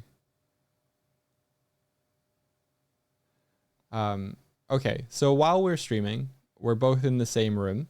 We're sitting maybe like 6 feet apart, and we're both looking at the same monitor, which is running one build of the game. We have 2 controllers that connect to one PC that's running the game, and that's how we have like a local multiplayer couch co-op for our setup. In terms of audio, we originally started out, we were using like one microphone. We had a snowball that was placed between us, but over time, we've tried to upgrade, and now we're at the point where we're using 2, I think they're called XLR mics. They're SM7Bs, and they're both connected to a Rodecaster Pro. I think it's either a Rodecaster Pro or a Rode Procaster. I don't know. It's a mixer essentially that connects to the same PC running OBS, and that's basically our physical layout and setup. I'm at my own computer, and sometimes when I draw, I can send my screen to Doig using NDI, but everything that controls the actual stream is all on Doig's PC. Yeah, that everything's hooked up to. The reason we use this equipment is I basically said, "Hey, Jacob of Drawfee, you sound great. You sound great, hey, and you guys sound amazing all the time. And you guys are in the same room. How do you achieve that? What do you use?" And he was like, "Well, I have these microphones and I have this mixer." And I was like, "Cool, I've just ordered that on Amazon." Yeah, and they've been pretty good. Sometimes weird audio stuff happens that we don't understand and can't control. Yeah. But we've kind of become used to that. When you stream or use a PC for a living, there's a certain point where you realize that things are just going to happen that you don't understand and can't fix. Yeah. So sometimes you just have to submit yourself to the whims of the PC. I get like paralyzed when I have to like make a big purchase or a decision. So I just literally just dropped that decision on the floor at Jacob's feet, and I was like, "What do you do? What is your settings?" And he went through it all, and it was super helpful. And now here we are. This is how we sound. Thank you, Jacob. I think the only difference is that I bought a couple of cloud lifters that go between the microphone and the mixer that just adds a little bit more gain without without having too much. Because when we Gaininess first got to them, it. people were like, "You're so quiet," and we were like, "Well, we shouldn't be. We just bought new microphones." Yeah. So the cloud lifters were to try and fix that problem. So massive thank you to Jacob for just laying it out. Yeah. And giving us the facts. He's a real one. He is a real one. He's a real good dude. Okay, so next up, would love to know. Wait, I skipped some. This one's important. Are you able to die in it? And if so, do your avatars fear death? I think we answered this one yesterday. We did. Yeah, I think that one's done. Okay, all right. Does Doig make all the things, or does Swift? Swift makes all the things. You know Swift what? makes everything. I will say that it's a collaboration. Like, I might be the one that puts things together physically, but mentally we're like on the same page with everything. Swifty is such a driving force in how creative and how incredible this all feels, and it's one of the favorite things I've ever collaborated with her on. He's being modest. No, I'm not. Doig makes everything. No. And I just give him critique and tell him what I want made. No. Yeah. You've made a ton of assets and stuff. That I we've did. used in I here. did make this hoodie I'm wearing. Yeah. I did do that. Yeah. So it So wouldn't. sometimes I make things, but in general, it's all Doig, and then I just come in and say, "Oh, hey, can we do this, or can we add this, or can we make this look a little bit more like that?" Yeah. And that's only every now and then. So yeah, Yeah. this is really the product of Doig's hard work. I'm the hobbyist game developer, and Swifty is the hobbyist game designer. I come and assist every now and then. I give Doig 2D sketches for things sometimes. Yeah. But the actual elbow grease of making those things real is all Doig. Ta-da. Did you show us your elbow grease? That's the elbow grease. Tickling my feet. Chris Mush. says, I would love to know how the rigging for the faces works. I assume the pupils are 2D textures and everything else is mesh-based. Are expressions activated remotely or by actual faces? I love it all. So yeah, you're right on the money with the eyes being a texture. It used to be UV mapped onto the mesh itself, and then we would use a shader that uses a 2D array of images. So basically there's like a texture sheet of 16 squares, and the 2D array takes each one of those like a sprite sheet and picks the eye depending on an integer. More recently for Swifty, we developed something that uses a decal projector that casts the texture directly onto our mesh. And the reason we did that is that Swifty can change the shape of our eyes based on our blend shapes, and it was altering the shape of our pupils in ways that we didn't necessarily want. Let's see.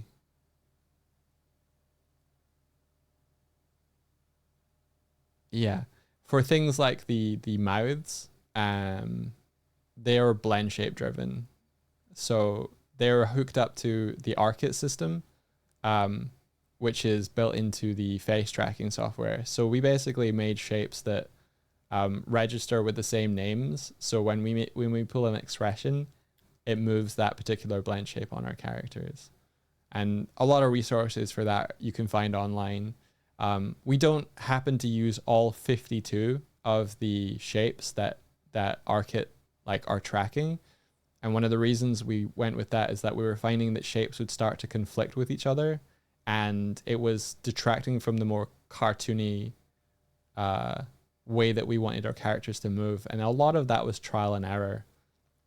So we're mainly focused on things like wide, smile wide, and other stuff that change the main shape of the mouth, but like all the subtle ones, we don't have a lot of those. And I have shapes on my mouth that Swifty doesn't have on hers, and vice versa. So it really is just having an eye for what you want it to look like and what gives a good performance, and no one shape will fit all for that sort of stuff. There you go. Good answer, Doig. Thanks. Da-da-ba-da-ba-da-ba. Let's see. Do you have any sketches of the designs for your characters? How did you come up with them? They look amazing. Thank you. It was a long process of us slowly drawing them again and again until we got something that we were happy with. So I'll throw up some sketches now so you can see some of the early iterations of the characters and what they look like. Yeah. We designed them basically around Undertale, wondering what we would look like if we were monsters in that kind of world. And then they slowly evolved to become our own, more kind of Sonic-like characters. Yeah, big influence from Sonic the Hedgehog stuff for you, I think. Yeah. And then we finally got to where we are now. And Doig did an incredible job of modelling us to be the way we are. But yeah, here are some sketches. Wah, wah, wah, wah, wah. Enjoy them. Ba, ba, ba, ba, da. How did you come up with the idea? What did some of the earlier stages look like? So initially, there was something that someone was developing where you had a little kit, like a robot at the bottom of the screen, and I forget what it is. So if you know what I'm talking about, you know what I'm talking about.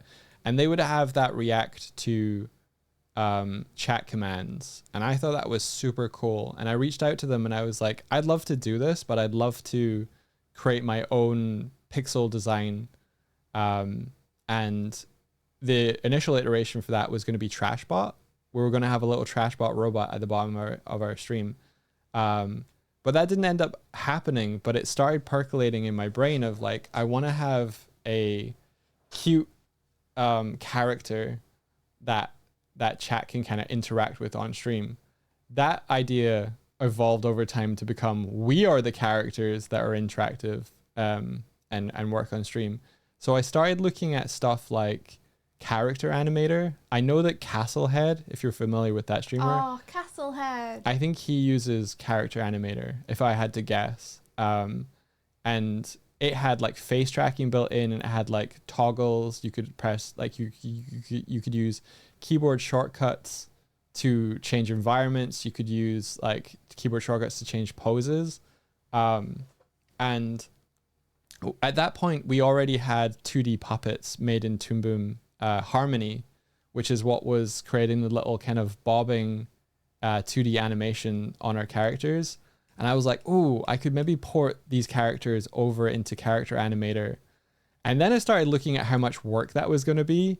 And I was like, nope, I don't want to do that. And so I kind of turned to Swifty and I was like, I could kind of see how to do this interactivity in Unity, but it would mean that our characters would be 3D. What do you think about that?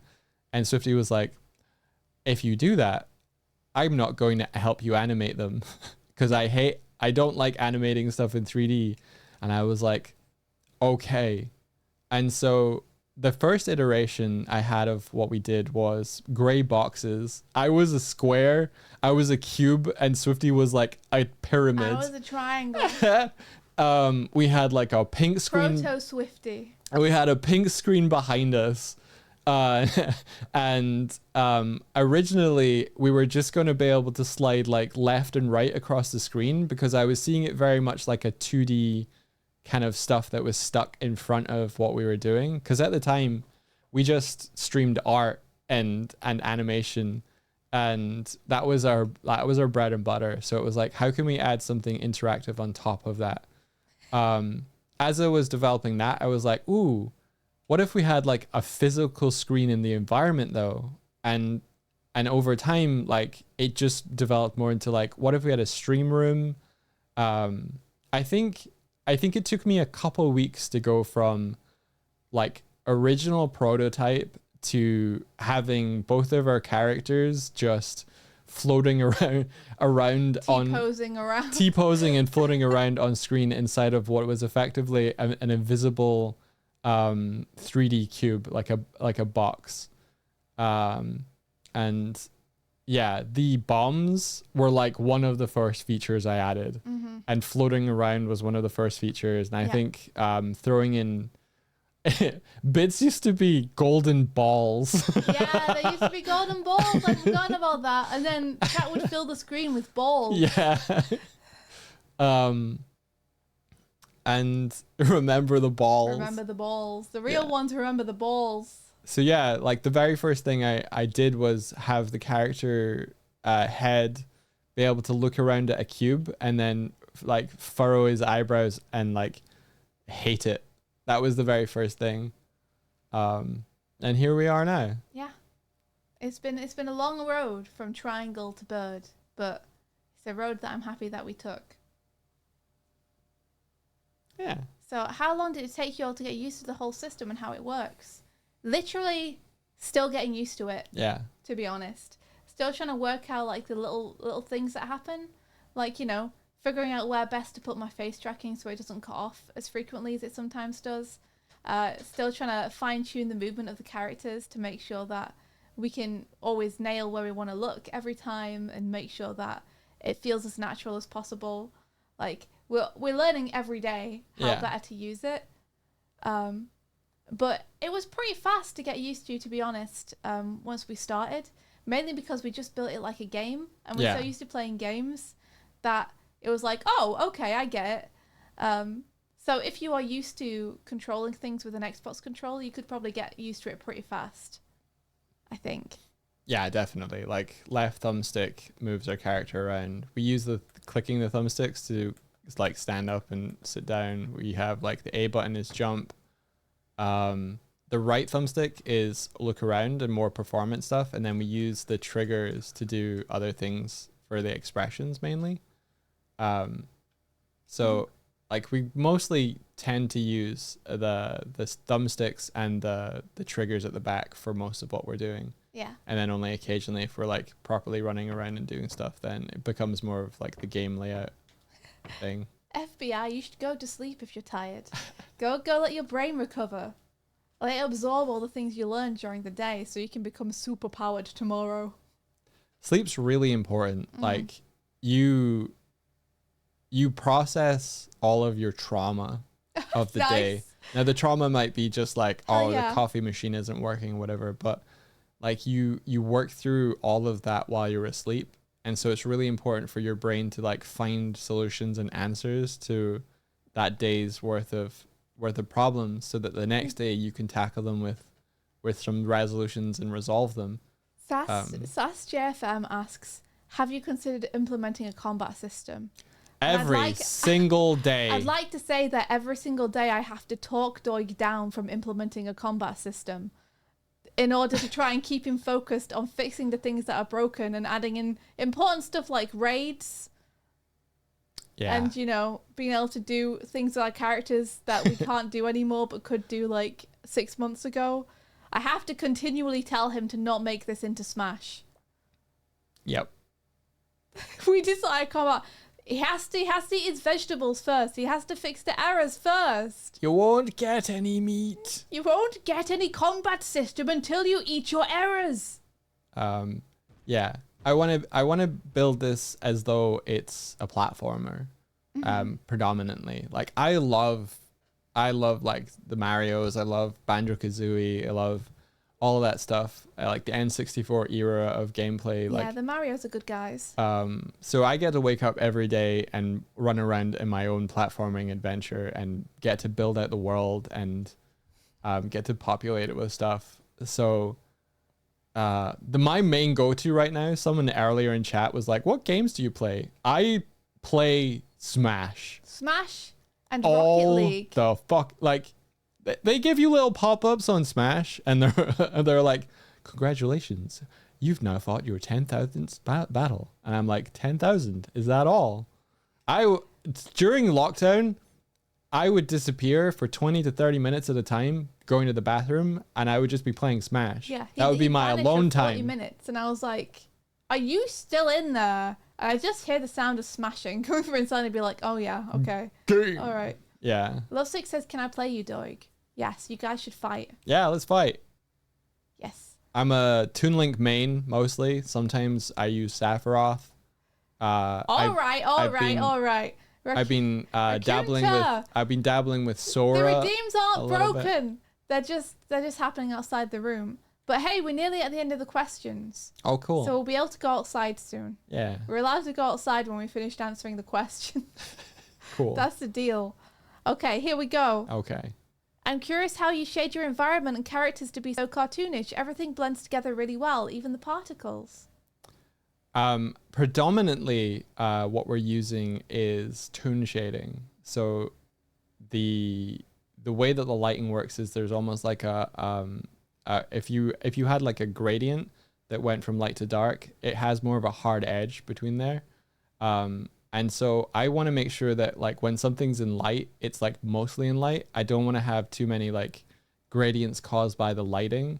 Sometimes I use something that has a little bit of emissiveness to it so that even when things are in shadow, they're not too dark. Like I'm always looking for like removing as much black as possible. If you look at the room behind us, that shadow line is just painted into the texture. It's fake. Don't worry about it.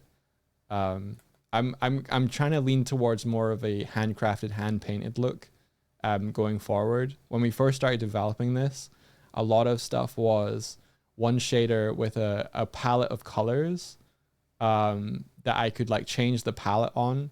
So like this table is just like 2 or 3 colors and it doesn't get too much difference in lighting or whatever. I mainly try and do something that's more of like a flat vibe. So you say you often try and have things not affected by lighting. Yeah. I lean away from realism as much as possible. I like more.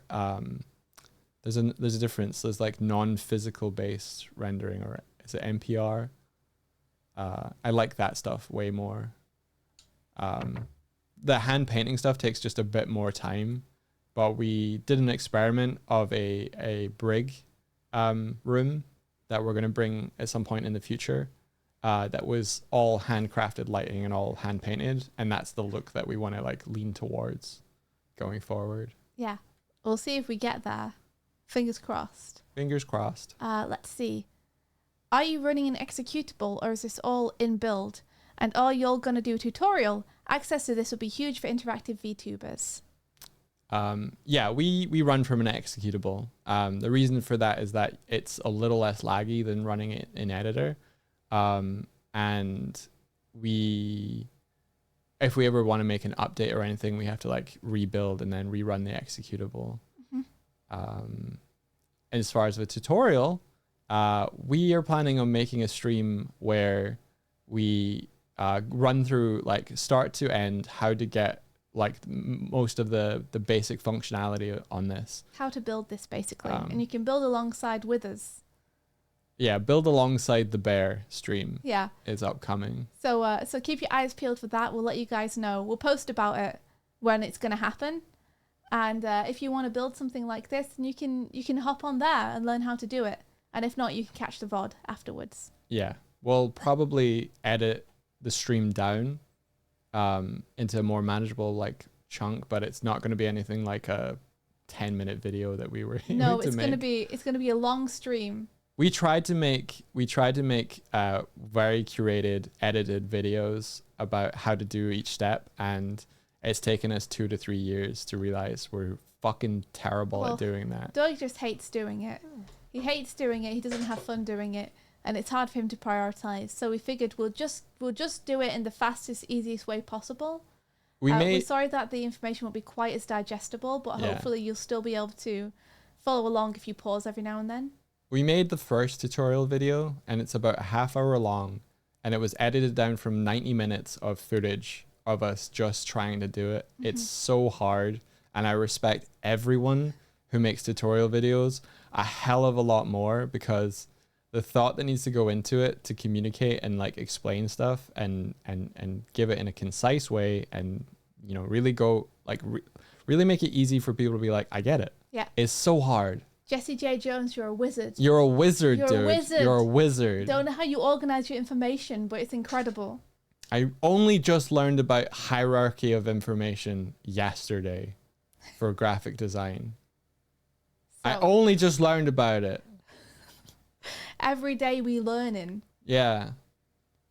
So we have another question here. How do you move the characters even if you're doing something else like drawing? So we used to have it work a little bit better than it does right now. But what we had a couple of months ago was we had an idle animation that our characters would go into when we were drawing. So our faces and our face tracking would still work. So we could still move our head and we could still talk, but our bodies would be fixed into an idle stance where, for example, with me, I was drawing on a tablet, and with Doig, he was typing on a laptop. Yeah. And that worked really well because we could just fix our characters in place and have them play that idle animation, and it would add a lot of life to them, even when we couldn't actually do anything with the controllers because we were busy with our hands drawing stuff on our screens. We are actually investigating a way to have Swifty's mouse drive where her hand is on her graphics tablet, and so it will look like she's drawing like what she's drawing in the Actually future, drawing. which I'm really excited about. Yeah, Doig is just pumped about that. We got it almost working. The tech is there. But yeah, the easiest way that we have found is simply to have a nice animation idle on your character that gives them something to do while you're working. And then having the face do the keep alive there. Yeah, a lot of the driving force behind getting face tracking working was for times when we were playing video games and Swifty wanted to be able to express and emote and show how excited about the game that they were. But we just kind of figured out that it really helps add to the performance, so we now use it all the time. Yeah, obviously when you're playing a game with a controller, you can't also be controlling your character with a controller at the same time. Yeah. Like, I may know how to use an Xbox controller, but I don't know how to use one in each hand at the same time. We actually, we won a raffle with Elgato to give us a pedal, because we were like, we have this setup and we want to be able to do stuff with our feet while we're using the controller as well. Mm-hmm.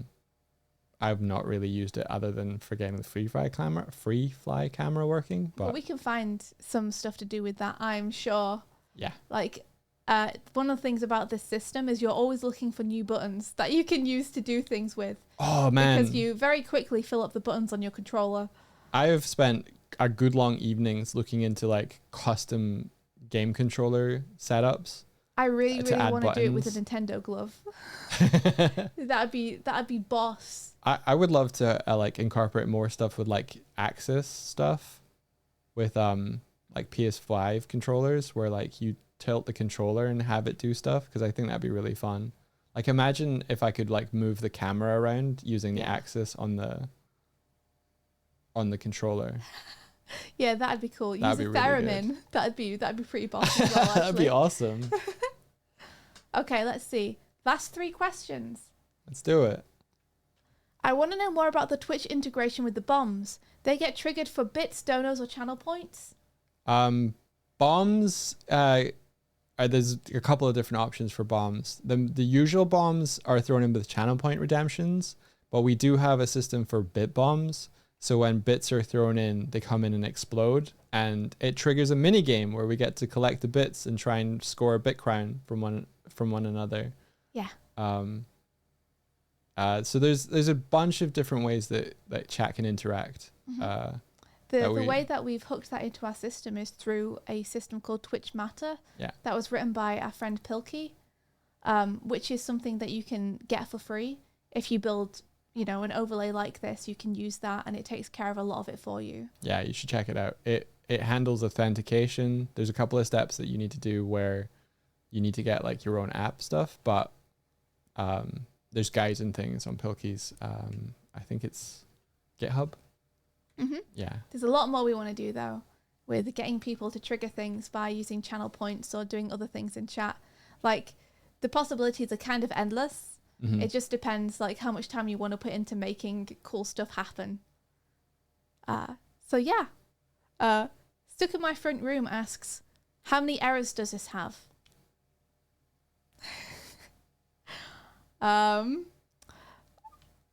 More than 0. I can tell you that. Is there a way to see how many errors it has right now, Doig? No, it's not open right now. Okay. Well, why don't you give us an estimate? A couple of thousand? No, we went through and removed a bunch of them. It depends on what I've done recently. Yeah, a non-trivial amount. That's true. At least 5, sometimes 999 plus. Yeah, frequently 999 plus. This thing is always erroring and breaking. Like, we're always trying to tape it up at the seams, and we're never 100% sure what is breaking it. There is never not a red error. Yeah. But it still runs, and that's okay. Yeah, listen, so long as it functions. It's like life. You never don't make no mistake. Yeah. But you can keep running. This boat is held together entirely by gaffer tape. Yeah. And then the final question, Doig. Does the system track your eyes? You guys look at each other and blink pretty naturally. So is it also VR or controller guided? So the eyes themselves, they're linked to the right thumbstick. So if I look over at like this, you can see that once my head has reached the maximum, I have a bit more ability to move the eyes. So that's all right thumbstick. We chose to not have the character eyes be tracked with the iPhone face tracking because for me, it was not tracking them well through my glasses and it was jittering around way too much and it was too distracting. Yeah. And for me, I thought it worked perfectly fine and was quite nice and cartoony just for me to look where I was looking with my head. I felt like that was clearer from an animation standpoint. I always come at everything from an animation standpoint. Yeah. So it's like, so long as I can feel like I'm making eye contact with you guys by getting my head in the right position, like now, and so long as I can look like I'm looking at Doig, if I swing my head over, that's kind of all I need. Yeah. You know, occasionally you'll see like here, my eyes get stuck a little bit over to the left and I have to like nudge the analog stick to make them go back to center. But I actually think sometimes that works even better because it makes it look like I've got a little bit of an eye dart, which is just an error. It's not meant to be there. But sometimes when they get stuck, it makes it look like I have a little bit of an eye dart. Yeah. Which is nice. If you flick the controller, they will stick to the side. Yeah. That is not necessarily by design, but I know why it's happening. Basically, the eyes, they move based on an update tick, but if the controller analog stick, if it goes below a certain threshold, so if we're not pushing the stick anymore, it just stops moving the eyes. So you can flick them over, and if they've gone over, but the thing isn't moving, then it just stops calling the code for working out where the position of the eye should be. I think it's fun, though. It's kind of fun, yeah. And then the blinks are meant to be tracked by the eyes. So it's meant to be tracking my blinks, but it currently isn't working, so I'm just doing them manually. But usually it would track the blinks, and then I can also choose to do it manually with the trigger. This is fun. I don't use this all that often. Yeah, that's neat, the flicking thing. It is pretty neat, isn't it? It's a little bit of, like, you can see, it's not completely reliable. So it's a little bit of a... it's a little bit of a practice thing, I think. You have to really understand how to do it. And I don't, as you can see. Pretty neat, though. Yeah. So because we have the head tracking on the face tracking, we can kind of flick the eyes and still be moving the head independently. Yeah. Yeah. So that's all of the questions we have so far. Whoa. Whoa. Well done. Thank you guys so much for like sitting through us going through all of those. We really appreciate it. We haven't looked through the YouTube questions yet, but this means we can start editing some of those together. Yeah. Woo! I might make basically collect all of them. I might take this VOD, edit it down, make a video out of it, and then sandwich it, like basically make a video for YouTube and then shorts for everywhere else, maybe. Yeah, I think you should video and shorts. Definitely cut down a bunch of them and make quick shorts out of the answers. Yeah. And then you can always link to like the main video. Whoa, we did it! I need the toilet so bad, guys. My bladder's gonna explode. Oh no. But we can go outside now. Yeah. We can go and see what you guys have been doing outside. Yeah, if you do reset camera? Oh, I see. Gotcha. Whoa! What? Hey! Hey everyone, thank you for the follows. How are you all doing? Welcome in. Thank you very much to everyone who's been throwing things in to feed the cats with. Thank you for everyone who's followed and become a cat. We really appreciate it. It's Wow, a you guys been smoothie having a box. party out here, huh? So many cats. All right, I'm gonna head to the loo. I'll leave you in Doig's capable hands for a few minutes. All right, here I Need help am. with editing, Dwal? Yeah, maybe. We'll see.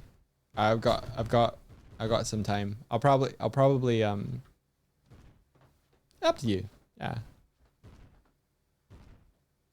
Yeah, maybe if you want to grab the main sections and then I can refine it down.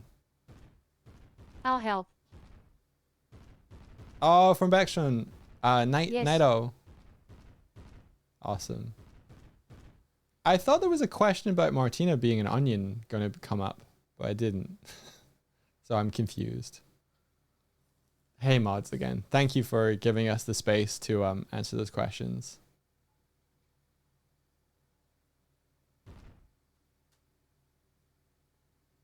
Hallo, ik ben een ui. I did notice on the Doig and Swift clip that went on TikTok, fuck.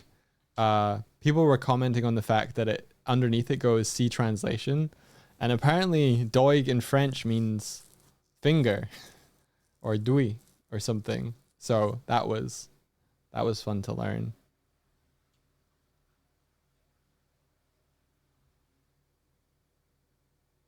There we go. I got to take a drink.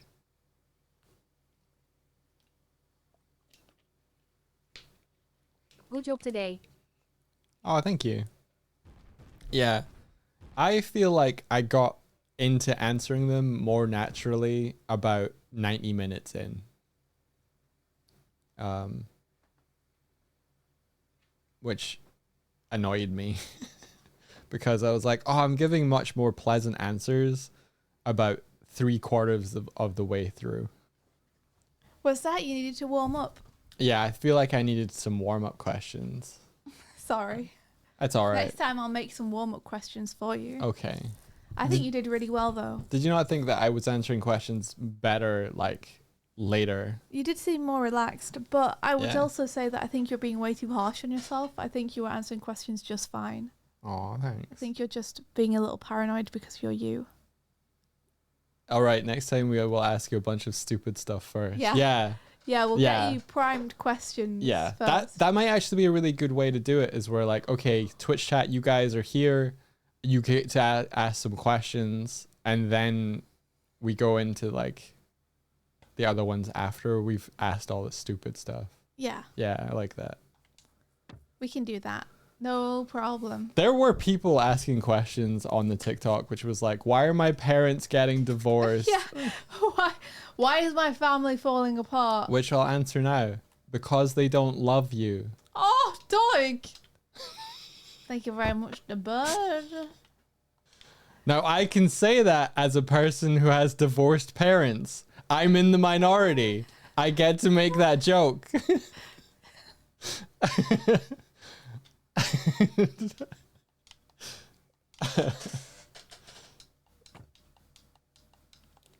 I can't find the chests, Doig. I'm no good at it.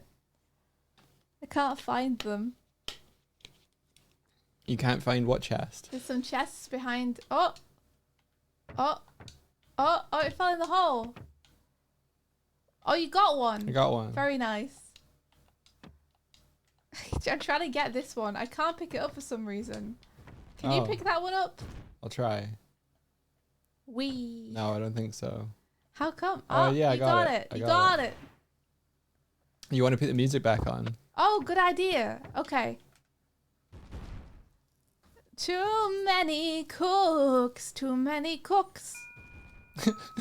Your first time chat forgotten is just my god. My God. My god. Good God. Hello, welcome. Welcome to our airship. Don't mind the abomination that is Martina and Onster smushed together at the front there. Yeah. As one thing we could do is when they're in the same position, just give them colliders that push them apart a little bit. So ghosts will Can't occupy exactly the same space. Kaz says I'll add it to a list. Thank you, Kaz. Kaz made me a list. Did you see I ticked some stuff off, Kaz? Yeah. I didn't see. What stuff did you tick off? Hey, pal. What stuff did you tick off, Doig? I ticked off. Jellycats can now eat guambo. Nice. Empty chests can be fired from a cannon, and I removed the text from the bottom and the top of the screen. I can't pick up an empty chest though. Whoa. It's not in the latest build. It's in the latest thing I did. Okay. So it'll be here tomorrow. That's still cool though. Hey, Distracted Senpai, how's it going? How's it going? Yo, is that a pal, bro? It sure is. Oh, thanks for the chest. Oh. Thanks, Martina. Thanks. Awesome. Thank you. Wait, Dylan. Thank you. Thank you very much for the chest. Why can I not pick these up anymore? Can you pick up anything? I don't know. I'm trying. I think your grab is broken. No, but how am I supposed to wear hats now? How's Pizza gonna find a job now? I don't know. Where? It's cool to see all the follows. Thank you. Yeah, thank you so much. Do you think there should be a sound when we get a new follow? Yeah, Yeah? yeah. What sound? A jelly meow. What's the jolly meow? Blah, blah, blah, blah, blah. Okay. I don't know. What do you guys think? I know it's on the list, Kaz. That's why I'm asking Swifty what it should be. Yeah, like a real warbly meow. Like, you know the scrungly filter that Lady B has on her voice when she's a scrungly? What if we just have a No! Oh, you're not listening to me. You asked my opinion. I'm trying to give it to you. scrungly meow? Did you hear what I said about Lady V? Yeah, she has like a scrungle filter on her thing. Yeah, Well, get that. What would it sound like? And put me out for it. It'd be like, meow, meow. Yeah. No. Yeah. I could get annoying. You could get annoying. I can get annoying. The pop is more annoying. A real oscillated meow. Are you just dropping things off the ship, Martina? Yes. You're like a cat with things on like a mantelpiece or something. Yeah, she is. You're just knocking things off the mantle, one by one. She's looking for more things she can pick up. I see you in chat. I'm gonna make it so our hammer can hit more stuff, I think. Yeah, that'd be good. Yeah. Who's this? I want to get it so that the mods can properly control themselves too. Like, one of the things I really want to get is I want to make the mods an executable that you send them, Yeah. where when they run that, it uses their controller and they can use that to control their characters. Yeah. Yeah, that'd be cool. They'll have a delay on it, but if they can see the environment in real time. Well, it will be delayed. It will be delayed If they're watching the stream, but not if they're just looking at the executable. yeah. And you could even make it like super basic, like not even give it any textures and stuff, if that helps. Possibly. Just so that they can see what they're doing and navigate around properly. It just comes up with like a little marker of where we are on the ship or something. Yeah. Also said I just ate half a box of cherries. That sounds good though. There are worse things you could eat than cherries. I think there's something broken about grabbing Oh really? stuff. Like the fact that I can't do it. I can't do it on this thing either. You think maybe because I can't do it? I've have to look into grabbing. I've broken my grab as well. I'm So angry. Doig. Yeah. Now that we are finished doing the questions, you know what that means. What does that mean? It's time for you to work. Is that so? So what's next on the agenda? That's the sound of a whip. I'm really good at them. The raid. You got to work on the raid, Okay. and then you got to do the mod stuff off stream. Okay. Come on now. What? Right? Yeah. I was working on the 2 camera cut-in things idea that you had. Yeah. So we can try animating that and making it go into the raid cinematic. That sound good? I want to see the raid cinematic as it is right now. You want to see it as it is right now? I want it to be finished. Yo! The cut-ins that you have are for a special thing that we're doing that we don't necessarily want to share with people just yet. Texania, thank you for the gifts going across the screen. Oh! Wild. Oh, thank you. Thank you very much. Did you hear the very important thing I said to you? No. I said that I want to get the actual raid done. Okay. So that it's working. You want to see it? Rather than work on the thing that we don't necessarily want chat to see yet because it's a secret. Yeah, but there's a part that you did that we can use where like it should do 2 cut-ins on us, and I'm making that part because I want that for the secret bit though. Okay. I don't want it for the general showing of people. Okay. The secret. But we can.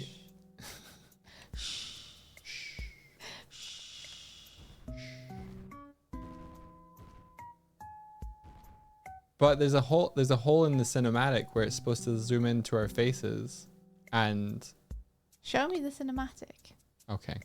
Show it to me. Do do do do do do do.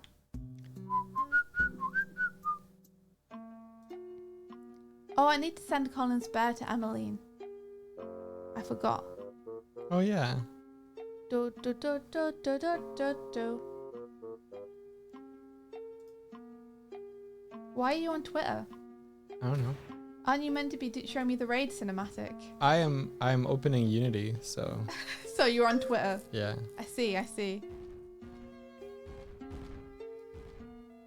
Onster says I don't normally eat or buy cherries, so I'm baffled they connect at the stems. What do you mean, Onster? What do you mean you're baffled they connect at the stems? That's how cherries work. What do you mean? They're off India, of a, click that link. they're off of a plant. Where do you expect them to connect to? I didn't think they did. Okay, let's see. I'm clicking it. What is this? What is it? What is this? What is it? Oh my gosh. Oh my gosh. Who did this? Doig, click the link that's pinned in chat. What? Why? This is so cute. Who made this? Thank you. Who did this? Is that If I knew how to put this on screen, I would. Nightsada? Nightsade? Nightsade. Whoa.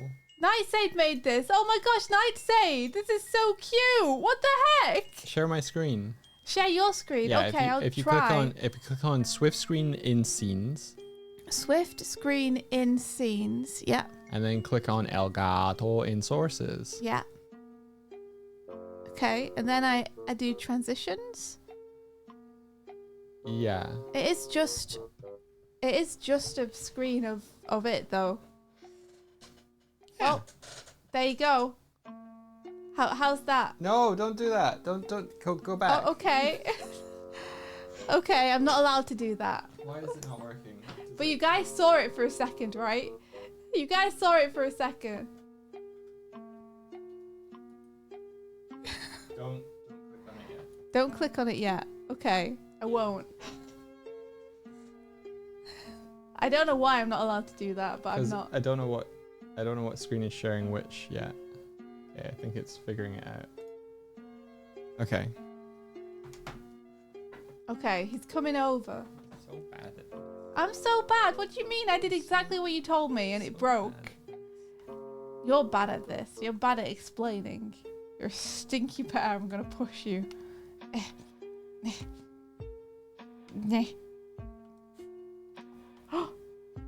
There we go. There we go. It's not moving though. It isn't moving, is it? No. You see, you're bad at this. You're bad at this. You're the one who is bad.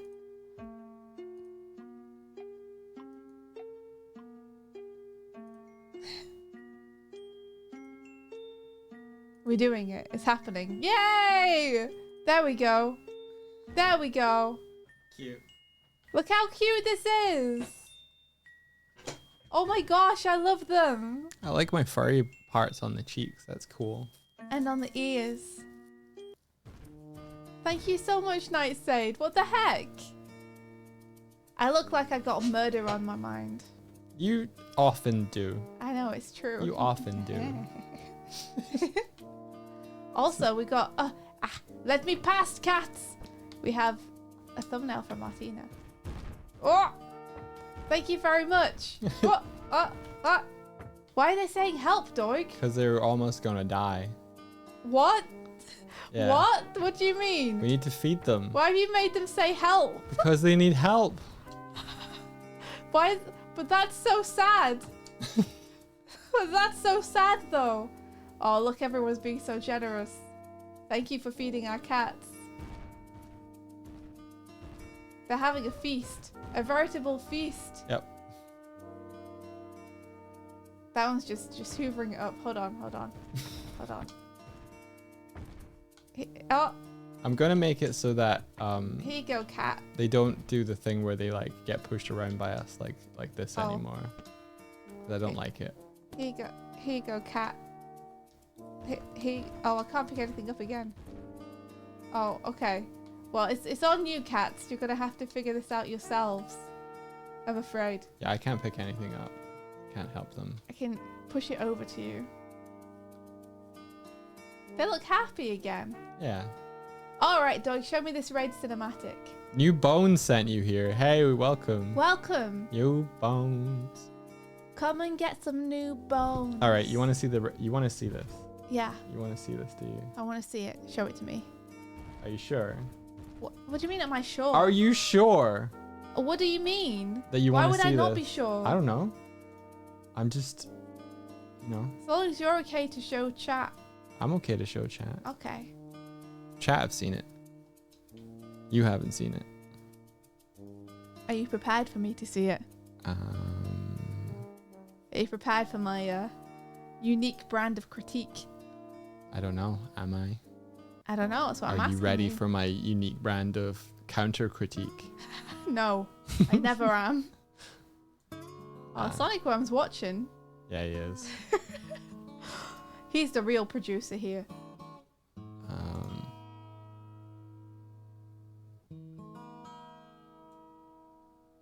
Okay, raids permitted. I think it's too easy to kill cats. I've never seen a cat die. Like, I don't know what they look like when they die. There's not enough of a call out when it happens. There needs to be like a splat on deck or something. Or they turn into a jar of jam. You want them to turn into a jar of jam. I mean, I'm not saying I want that. I'm just saying that's one thing you could do. That is one thing we could do. Look, it's us. Oh yeah. I guess that's the thing that, yeah. So that's already on. So, bah, bah, bah. Oh. A jar of jam the survivors can eat, so it's just cannibalism. Okay, you ready? Okay. Debug panel. Here we go.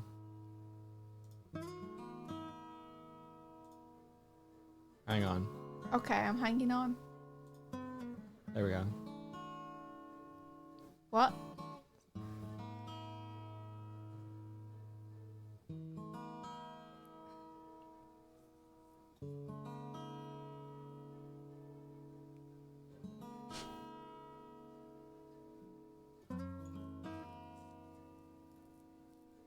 I see. We need some rearranging of these elements.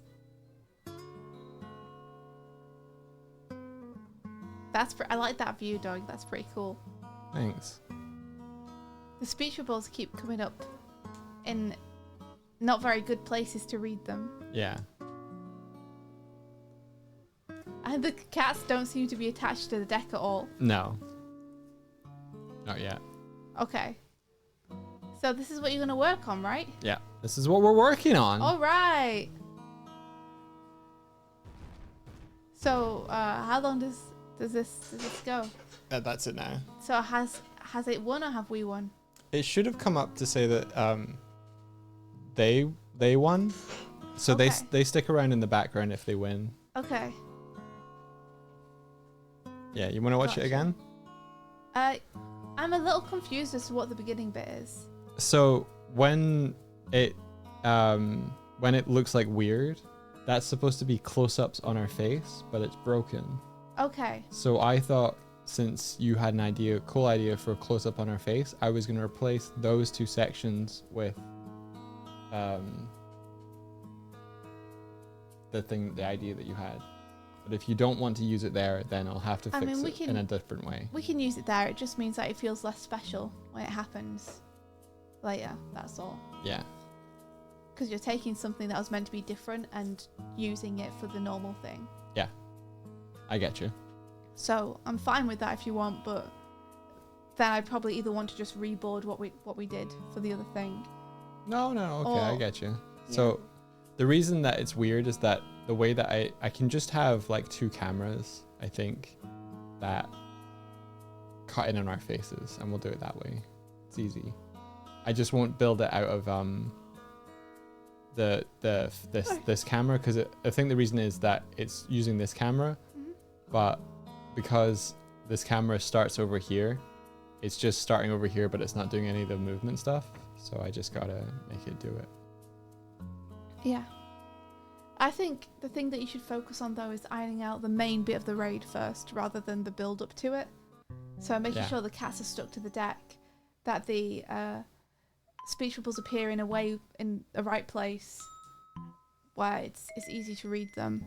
Should they just have one place that it goes rather than all the way over the ship?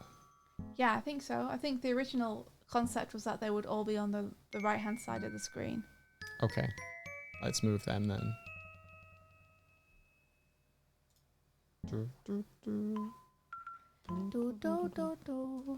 Oh, why thank you, Martina.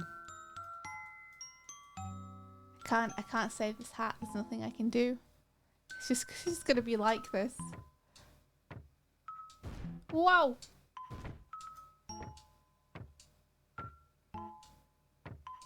Can you hide my screen for a second? Yeah. One sec. There you go. Thanks. No problemo. Just Eric says, could you have a camera in front of your face all the time that you can cut to that for that one event? Yes. I used to have that back in the Digby Chicken Caesar days. Yeah. So we can bring that back. I think. But that would definitely be a way to do it. Sonic Worm, no! No! It's like I can pick one thing up every now and then once I pick that one thing up, I've lost the ability to pick things up forever. Because I just picked a cat up, but then when I put it down, I couldn't pick anything up again. Weird. Mm-hmm. That is weird. I don't know what that's about. But you know Sir Digby Chicken Caesar, do you? You can probably imagine what the camera was then. Okay, you can bring my thing back. Okay. Sonic Worm toasted. He has become toasted. Here, let me block this hat from sight for y'all. There you go. Now you don't have to worry about it. What hat? What hat, indeed? What hat? What hat? What hat? Okay, so let's make a document that is all the notes that you saw just now. So making sure the Jellycats are attached to the ship. Yeah, and that they correspond to the number of raiders. We're not doing that. Why? Isn't that kind of the whole point? No, the ship HP and the captain HP correspond to the number of raiders, but can't we have both? It feels like it makes more sense if it's the number of cats on board. The HP is just a number. Nothing visually changes. Like, well, the whole point of making it visual so that you could see a visual change. Right. They have more cats on board their ship if people follow during the raid. So bigger. But no one knows that. That's so much to explain. That's so But that unintuitive. it's not unintuitive. If someone comes in and they're like, wow, this is really cool. Wow, what a cool channel. I'm going to follow them. Then Reinforcements make sense, but it should also just depend on the number of raiders who come in. Exactly. What if Thor raids again? The whole point is meant to be that, like, the bigger the raid, the more jellycats it looks like there are. It doesn't have to be exactly scaling. Okay. But it should look like it's a number of people who are raiding at least. Okay. No one's gonna know when they raid in that following is gonna get a jellycat on board for them, unless we either write that on screen or say that, which are both things that would take people out of the moment, and they could miss. What do you mean? What do you mean? What do I mean? don't think we need to tell people to follow for it to do Well, reinforcements. then how will people know that that's how they get a jellycat on board the ship? Chat could tell them. I guess chat could tell them during a raid when a bunch of stuff is happening, but people are Okay. gonna miss it. Okay. It's unintuitive, Doig. This is what I'm here for, chat. This is the unique brand of critique I was talking about. Is Doig comes up with an idea and I say, but why? Hey, MP83, you're raiding right now. Hey, we're working on raids right now. let's show you what the raid would look like if you came in. Yeah, See what you welcome. think. That's a good idea, Doig.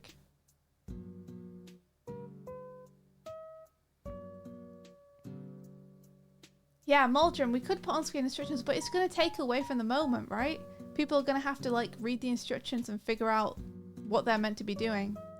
Well, my argument for that is that we should do everything in our power to encourage people to follow by making the stream seem really cool. Yeah. And we don't need to tell them. Exactly. People will follow because they think the stream is cool. So we Right. don't need to have that be the way they appear on deck.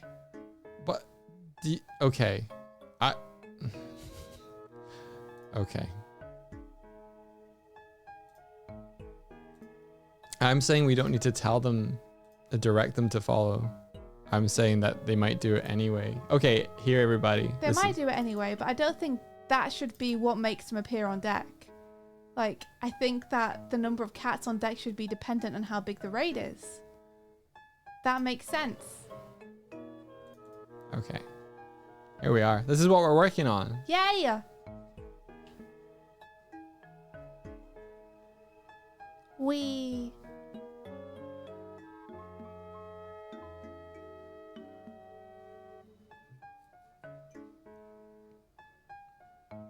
Ta-da. So we're gonna have a whole raid battle. Blah, blah, blah. Woo! Yeah.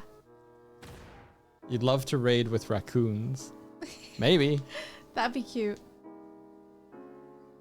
Yeah, exactly. What if the raid is full of people that already follow you? Like, my argument is just have it be the number of people that are in the raid anyway. Okay, but And then, let me finish! And then let the follow add reinforcements. okay. So, you'll get best of both worlds. You'll still have if people follow them being like, oh, cool, a jellycat appeared. Okay. But you'll have the natural thing of, oh, the number of cats must be dependent on the number of raiders because this huge raid has a lot of cats and this smaller raid has fewer cats. Okay, if we're gonna have both, I'm cool with it. Yes. Both is fine. Both is good, so long as people aren't losing something by not knowing that. Cats get hats when they follow. Moon Mochi says, I really like this. Thank you. This is built by Doig. If we can get to the stage of personalizing ships, I would love to launch potatoes at you. We want to get to that stage. Yeah. Our ideal is like once we've built this raid cinematic, that we can just replace the ships and stuff in there with what people want. Yeah. Give me a second. Yeah. Machina cogitator. I can read. I agree with you. This is one of the arguments that I think I put forward to Doig a couple of weeks ago. Would a 50-person raid fit on the ship? The thing we'd have to do, I think, is to make sure we didn't get completely broken by someone like Thor coming over with 17,000 people, is we'd have to have a cap that it reaches for the raids, where we wouldn't spawn cats beyond that. So it might be like 100 or something, you know? whatever it could handle, we would spawn up to that amount, but then not beyond that.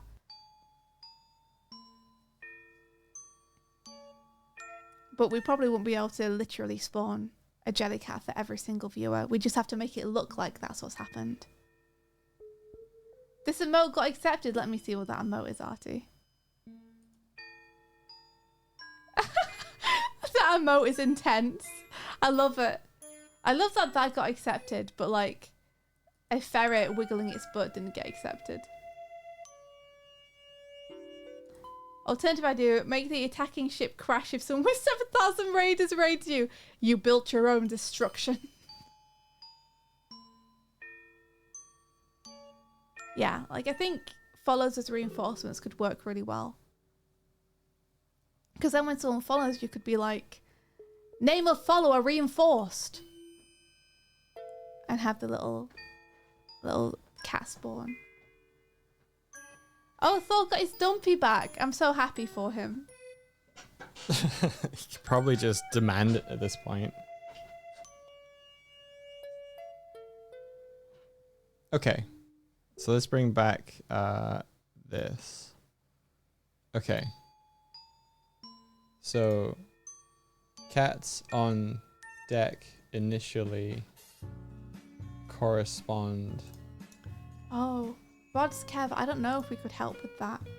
Rod's Kev has been working on a 2D game and having trouble scripting movements and animations looping without loop being enabled. How do you mean without loop being enabled? Why I guess I don't want to enable loop, but they do want them to loop. Oh. In Unity? I don't know. I'd guess so. Yeah, Reaper, that could be fun. That could work well. The boss of Twitch said every dumpy is okay, so everyone can have their safer work dumpies. Every dumpy is accepted. The animations keep looping after making an attack. It's in Unity. Oh, I see. So you don't want them to loop, but they're looping even though you don't have loop enabled. Oh. It could be that you are are you using the animator to trigger the animations? Because it could be that you're allowing the thing to transfer to itself. How are you triggering them? Is it a trigger, a bool, or a integer? We are not getting a Doig dumpy. I'm sorry. I would have to be the one to animate it, and I refuse. Ha. I thought you'd be all for a dog dumpy. I'm not. I'm not. A sonic worm dumpy. No. No. Jelly dumpy. My feet. Maybe a are jelly down. dumpy could be fun. A jelly I bet dumpy. they'd yell at me though, because I'd make a butthole visible, and they'd be like, no visible buttholes.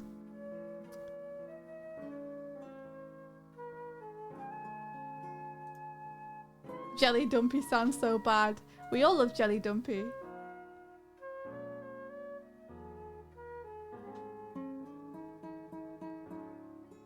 Yeah, so what do you think, Doig, to having Jellycat spawn depending on the number of raiders, but having that cap?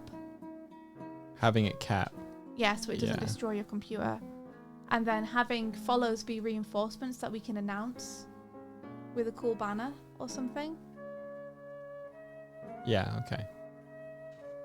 I like that. Cool, that's a good compromise. I think that'll work really well.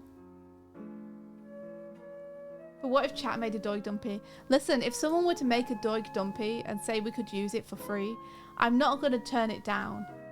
Unless it's really, really like explicit or terrible or something. So mechanically what this encourages is that for people to win the raid, it encourages them to bring new people who haven't seen us before in an attempt to win the raid game. I guess. Because, as someone pointed out, you wouldn't get reinforcements from People who are already following. people who are already following. I think that people wouldn't really care too much about winning the raid game though, unless you do something very cool when they win, which at the minute we don't. Yeah, but Like, we will. People will care about winning the raid game when we get thrown into the brig and the Jellycats take over the ship. Yeah. But right now, them just appearing in the background, I think it's less about people caring about winning and more just about them wanting to show people what we're doing over here. Yeah. Which is not bad. Yeah. We can build in mechanic. The thing I like to do is build in mechanics that aren't explicit but happen, that feed into, like, okay, so what I was going to say is that the reinforcement thing, someone coming in from a raid and someone coming in from a raid and their person that was watching their stream follow our stream, it's like they're jumping ship in a way where it's like they're now following both, but they're like coming from one stream to another and they're making the follow, and that we physically show that as the cat coming from their ship and jumping onto our ship was my idea. I just think whatever you do, you have to make it really clear what the cause and effect are. That's fine. Right?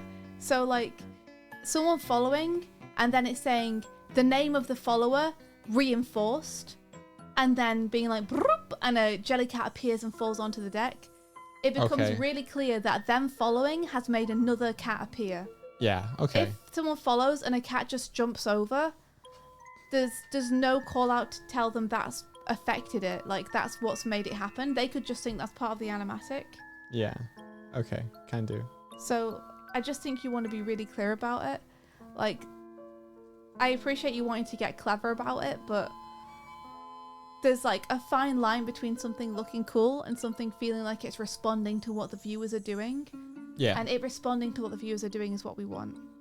Yeah, I like that. Not just being something where people think cool things are just happening because they're happening and they have no sway over No it. sway in it, yeah. Change the layout of the UI. You didn't like where things were positioned in No, the because they UI? were hard to read and clarity is king. Okay. Oh, for the speech bubbles, what did you think of the bar and the Bomb the Raiders one? The bar in the bottom of the Raiders one. The bar and the Bomb the Raiders graphic. I need to see it again. Can you screen grab it for me?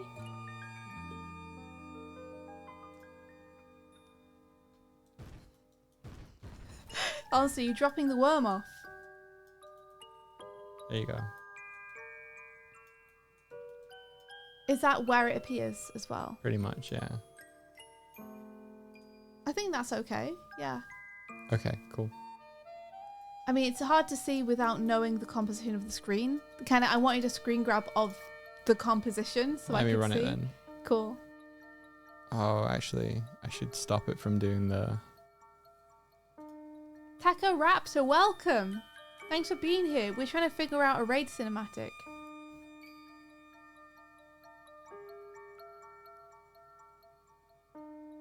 Do, do, do, do. Yeah, the hat is getting more intense, isn't it? It's, I can no longer bodily block it. You want to restart, maybe? Also does have amazing emotes. Do I want to restart? I don't know. Okay.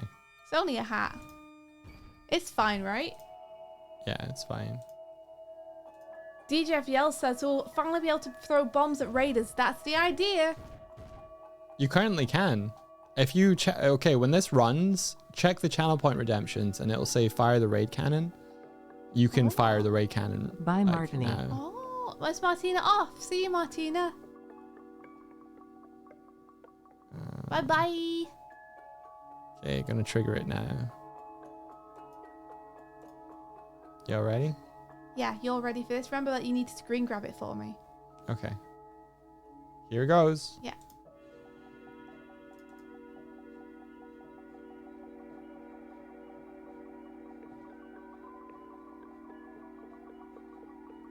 Should be up.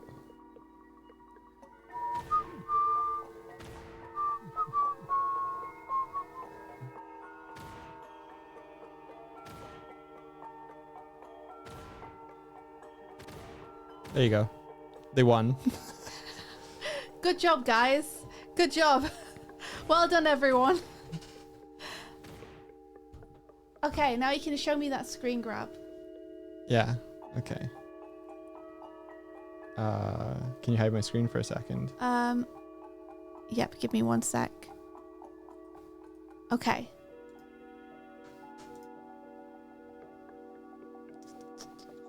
Dum dum dum da da da dum ba da ba da ba da ba bum. It's Doig and it's Swift and you're raiding. Yo, we got a buzz at our door. You guys know what that is? Let me tell you what that is. We have a special package coming today.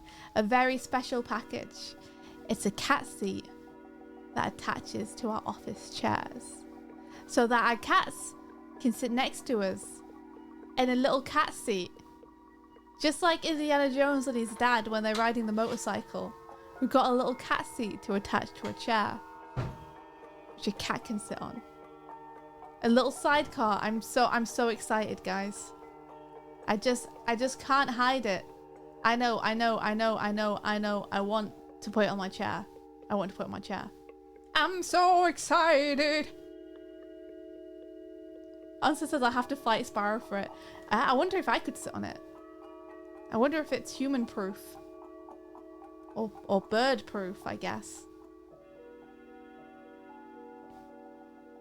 Yeah, when are the Onster plushies coming? I'm excited. I could sit next to Doig. I could perch. Doig's gone downstairs to get it.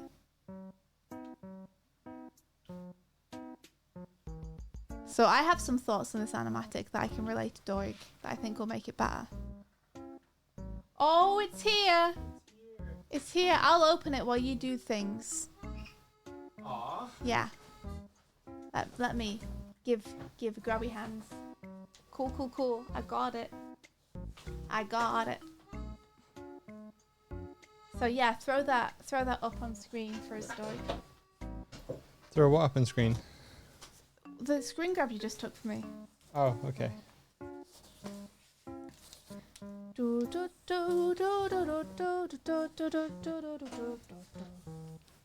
Okay, it's up.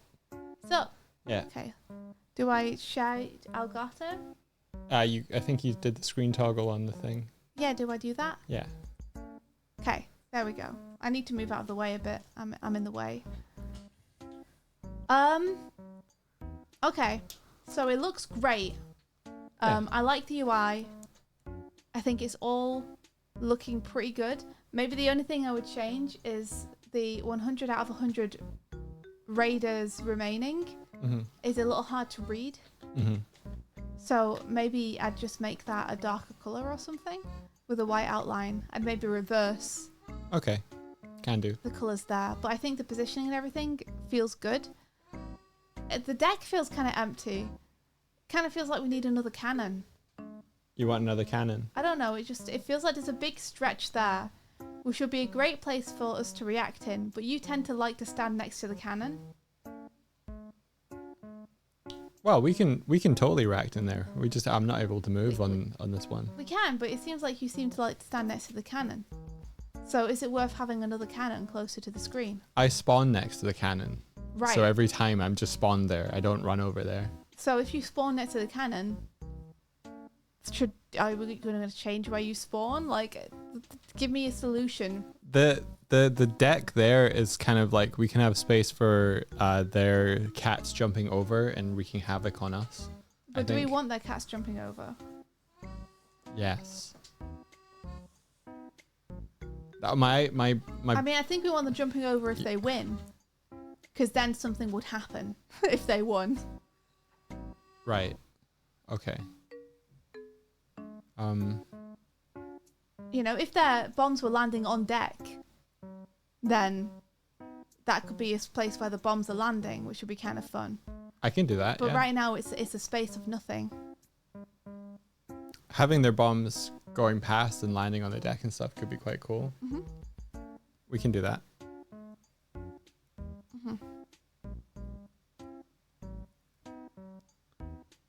But yeah, I thought their cats could jump over and land on the deck and come and harass us and stuff. I mean, they could. It would make it feel less special if that's what happens when they win. Which is fine, because, you know. Well, what if it's only the follower reinforcement cats that do it? So and it's that's very overcomplicated. And no one knows how that works, except for us. Okay, so someone follows, and we make it very clear that a follow has made it, and then they jump across. If those two things happen super close together, then yeah, that could be a thing. We can just have them jump across if you want. Like, it will make the win less special, but we want the win to be more special anyway. Like, we want the break to be a thing that happens in the future, so... Yeah. Yeah, exactly. People don't think about following right away, and we don't want a cool thing happening to be dependent on whether people follow or not. We want it to be an additional cool thing that happens, but not the main cool thing that happens. Okay, so there's so what you're proposing is that there are a bunch of jellycats on their deck, maybe moving around, like they're moving around on screen here. Yeah. And then someone follows, and another one appears from somewhere on the ship, and that's it. From somewhere on the ship, it would appear like in the sky and drop down or something. You'd have to make it really clear. This is what I'm saying. Is you have to really call out, hey, you added a reinforcement. So how would that look visually?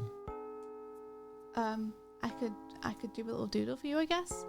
Sure. But Like, would it be like a camera? It would cut to them? No, it wouldn't be a camera that would cut to them. Okay. Machina Cogitator, I think I agree with you. They say, Doig, I feel like you're taking away from how cool the raid mechanics and the cool shit you're making is in favor of trying to farm follows, which really doesn't mean anything at the end of the day. Like, your concurrent viewer count average over time matters way more than your follower count. Yeah, like, I don't know why follows are so important to this. I think we could make it do cool stuff, but I don't think we want the cool stuff hinging on people following. You see all these cats on the deck right now? Yeah. Do you know why they're here? Yeah, because people have followed them. That's fun and Right. cool, but in the raid... That's it. It's just during the raid that rather than them appearing on our ship, they appear on their ship. That's all I thought about. Well, you were saying that the number of cats on the ship would be dependent on the number of people who follow during the raid to begin with, which I disagree with. Well, there would be the ones that appear during the cinematic, and then additional ones would appear. Well, that was my pitch to you, yeah. No, that is what is happening. That is what would happen. The only difference is that I didn't have the number of cats on the deck scale with the number of people raiding in. Which it should, I think. Please let me log in. That donut is losing it. The hat's gone effing crazy, man. But my focus isn't on farming follows, In that case, etc. let's just leave the follows completely aside for now Okay. and work on just the base raid. Because we're getting distracted talking about them. But they shouldn't be like the main cool point or thrust of this cinematic. Yeah, I agree. So yeah, I think the UI is in a really good place. I'd just change the readability of that font at the top. Yeah, And I agree. I think the big empty space at the front is something I'd want to either fill with a cannon or fill with bombs coming over to us. Well, we could And have. if you want cats jumping over, we can have that too. Yeah. What we could have is space for additional cannons that chat could add during the raid. I think you're overcomplicating it a little bit as well. Okay. Every fucking idea I'm having right now is an overcomplication. I'm having trouble here. But I think it is an overcomplication.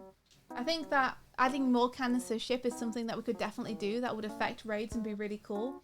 But I think doing them during the raid cinematic is just giving people more things to worry about with the channel point redeems.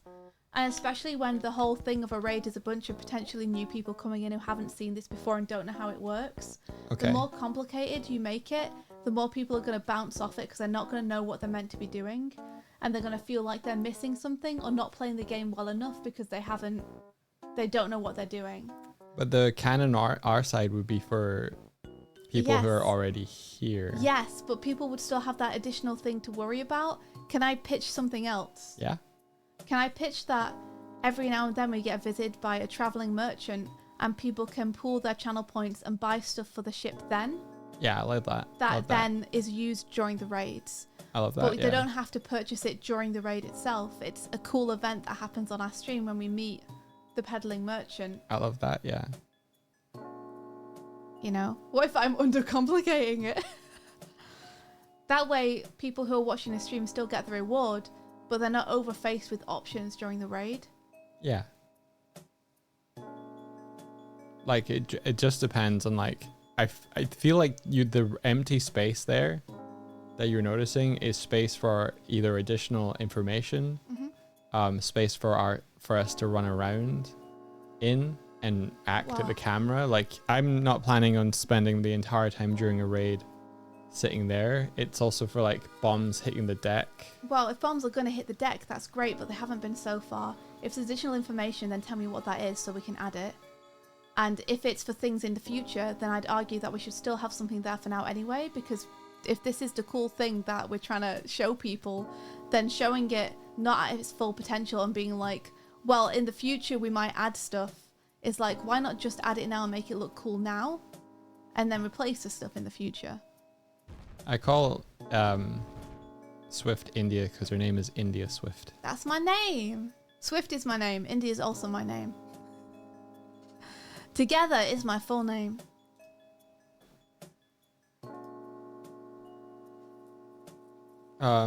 This is what it would look like if we had an additional cannon. The anime hat is going. I'm calling it the anime hat now because of chat. It's going. I like the idea of having an additional cannon that can fire on different parts of the raid ship. Yeah. Maybe. Oh my god, that's a hat. That is the hat. This is just a hat. It's just going. So what happens if you duplicate that cannon and move it over? How does it look in the cinematic?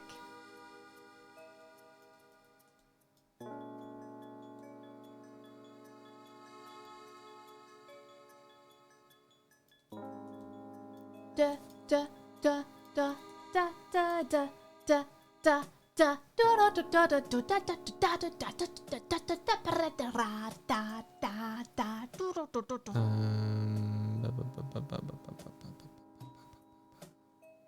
Taco Raptor, you get that good sleep. Thanks for popping in. Yay. Room for a cannon on the upper deck too if needed. That's true. I didn't even think about the upper deck. We should maybe put safety rails on the upper deck as well. Maybe, yeah. Maybe. I don't know what the raid battle. Eventually the hat will become so aggressive that it'll just disappear from this plane entirely. So and we won't have to worry about it anymore. This is what it looks like with the cannon there. Okay, so try moving it closer to the camera. If it's possible for you to adjust it in that. Oh, nice. That's great. Now we can see both.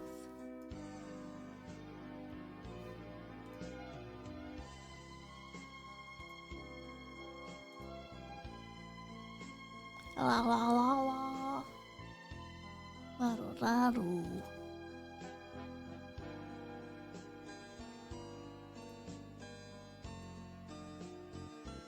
Keep going. Keep going. Okay. Maybe move it forward a little bit. There's not any space to move it forward. Yeah, that's fine though. It doesn't matter. People can't see that. That's pretty good. Then we still have room behind it to move around.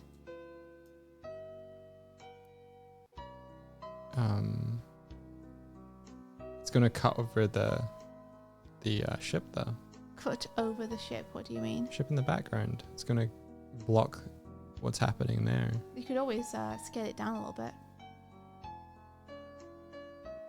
Cinema is cheating. Or lower it if you want. Whichever you would prefer. So what, this cannon just appears during the cinematic and is not there for the rest, or? Yeah. Pretty much. I don't think we're gaining much with this. I feel like we're gaining some nice foreground action. And making the scene feel more full.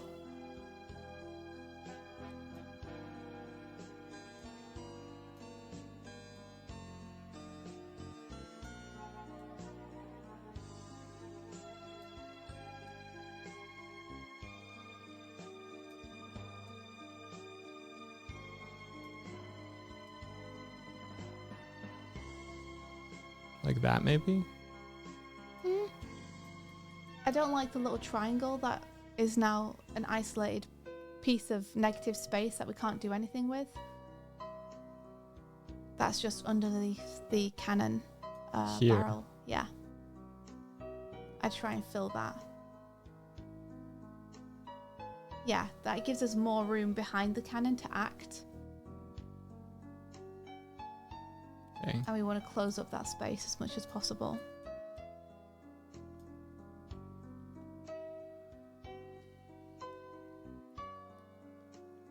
Mm-hmm. There sure are a lot of Jellycats today, huh? Thank you guys so much for the follows. Feed them cats. Hell yeah. So let's see what it looks like. I'll need to write scripts that pick, like, do you want this cannon to be firing when people fire? Yeah. Yeah, okay, so we'll need a script that picks. Maybe I'll add one on the upper deck as well. Yeah, that'd be cool. So if you play the cinematic now, how does it look and feel with this new cannon added? 'Cause if it doesn't feel good, we can always remove it.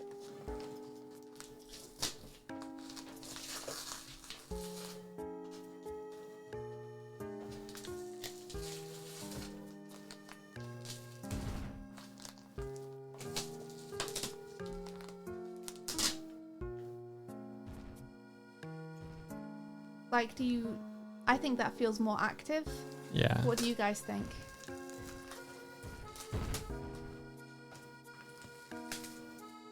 Reaper says, Swift, your idea from a balanced composition is valid, but I feel this cannon is too much, maybe a smaller asset. Yeah, we could scale it down a little bit more if you guys want. See what you guys think.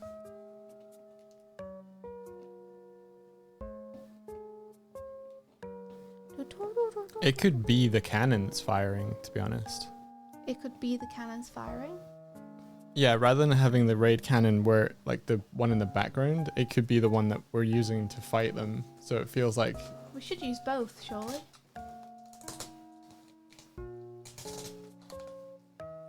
Maybe.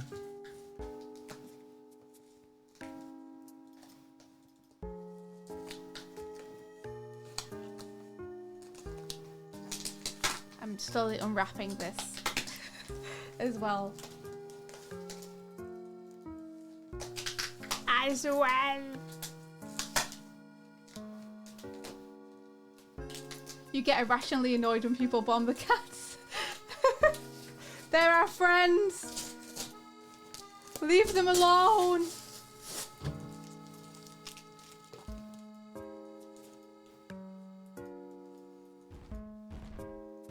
Yeah, this is, sorry, you're hearing me try and open a package. It's really well taped together, which is a testament to our friend who sent it to us because we had to get it shipped to the US. However, I cannot seem to unwrap it.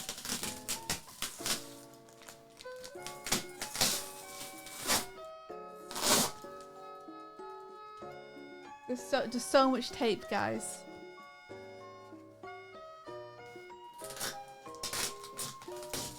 Oh, I think I got it.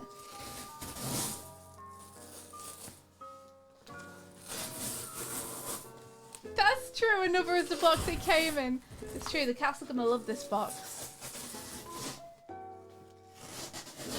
They're gonna adore this. Oh, here we are. Doig has stopped what he's doing because he's excited. I'm excited. We've been waiting for this for like a year, it feels like. So this is the part which is going to attach to your chair.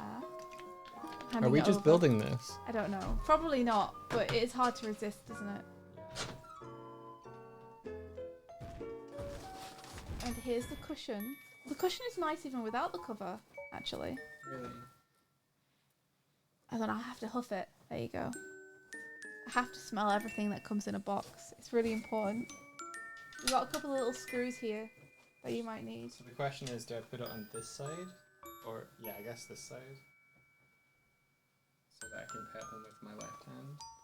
Maybe, but the other side, when you are sitting at your desk and rotated, is going to be the part which is less poked under your desk.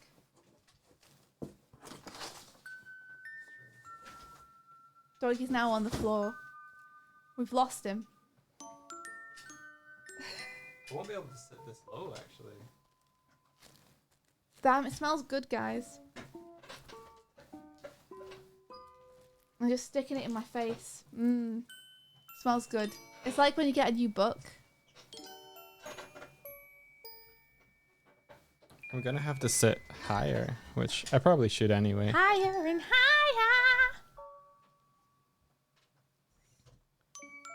So yeah, if you want to have the Jellycats jump over, Doig, I'd encourage you to just program it as something that just happens.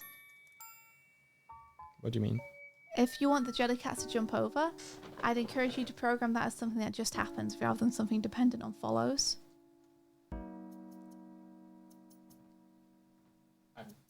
What do you mean just happens? Like Happens during the cinematic. We have Jellycats jump over. so it's just happening just like when? Which During the cinematic. Any of them. Not the captain.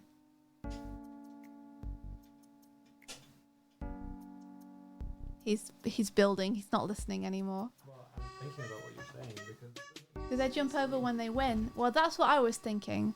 But then, if it's just a cool thing that people want to see happen, we should just have it happen anyway and not have it dependent on the win. Yeah, randomly rather than depending on anything. Exactly. that's harder to do. Why is that harder to do? Harder to do than what? Okay, so programmatically, cat gets spawned in, given instruction, you are a raider, like you have come in, it happens. Having it be like, okay, every so often a cat decides I'm going to like jump over, it's harder to do something that decides arbitrarily at some point at some time that it's going to do an action than it is to go, okay, you are one of the cats that jump because you are this specific thing that spawned in. What if you That's all I'm program? saying. What if you program for it to happen every 10 seconds or something? Again. Like that's hard to that's harder. Like does each cat have a decision making that every 10 seconds it decides, or does something managing the cats take every 10 seconds and has a pool of cats that it knows about and then it decides that that one's going to jump over? I would have it that a cat just is made to jump over. Yes. This is why I go, what do you mean exactly that this happens? Because it's not as simple as X then Y, it's okay. Well, I'd spawn a cat to jump over. I'd just have it happen. I'd force it. Okay, so every 10 seconds a cat spawns and then jumps over. We can do that. That's Yeah. fine. Exactly.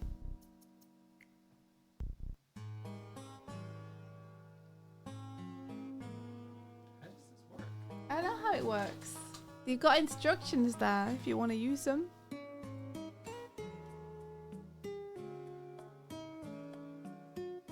But yeah, there's I had some thoughts about the cinematic. Okay. Do you have access to Obsidian? Because you can only type them right into the document I have. No, but I have access to you. So I'm just going to tell you. Rather than have a zoom in on our faces, how about having a close-up on the enemy cannon? Because the shot you have is right before a cannonball falls onto the deck, right? Yeah. So it feels like that would be a nice way to piece those two things together. Okay, can do. Is we get a close-up of a cannon that's not ours, smoking, and then we cut to a cannonball landing on deck.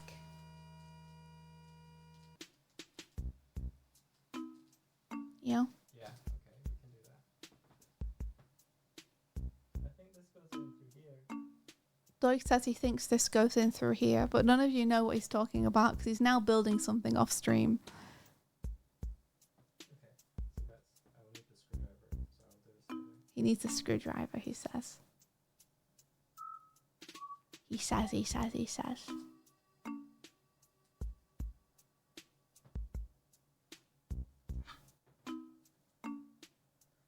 Exciting. Cat chair. Whole lot of cat.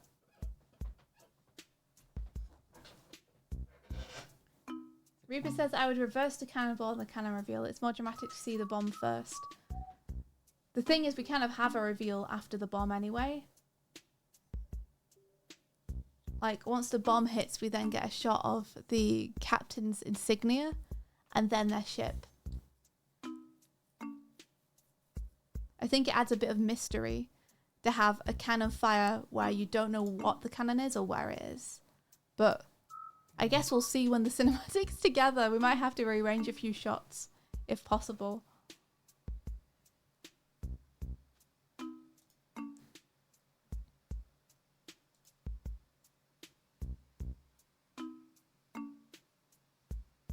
Okay. So when the ship is coming towards us, the enemy ship, I notice that all its cannons are closed. Are they something you have the ability to open? Yeah. Okay, so you have the ability to like animate those. Yeah. Cool. They open when the battle starts. Currently, I think. But not when the bomb is fired. No. But I can do it when the bomb fires. It is kind of like storyboarding, yeah. In fact, one of the ways that we have figured out how to frame all this is by storyboarding it first. It says chat wins, not chair wins. Chair wins. Okay, so if we have the intro. Well done, chair.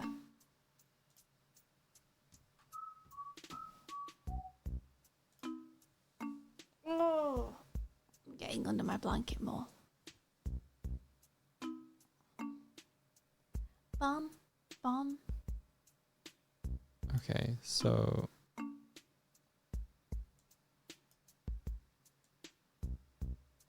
if this becomes active here.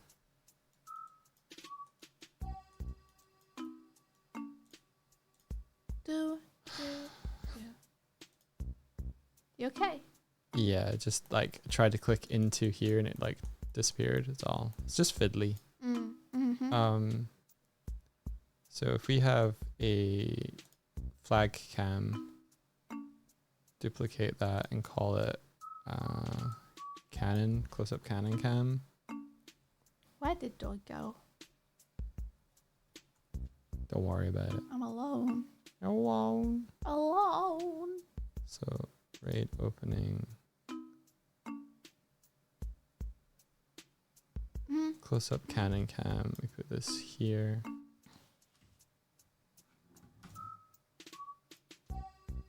Drag this over here.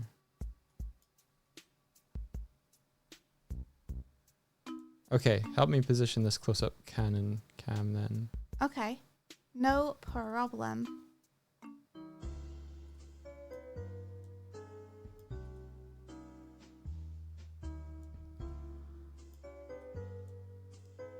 Right. Do, do, do, do, do, do, do.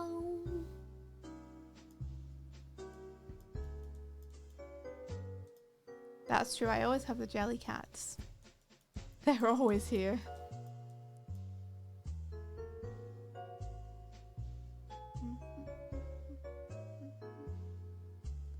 And the places that you know seem like fantasy. There's a light inside your soul that's still shining in the cold with the truth, the promise in our hearts.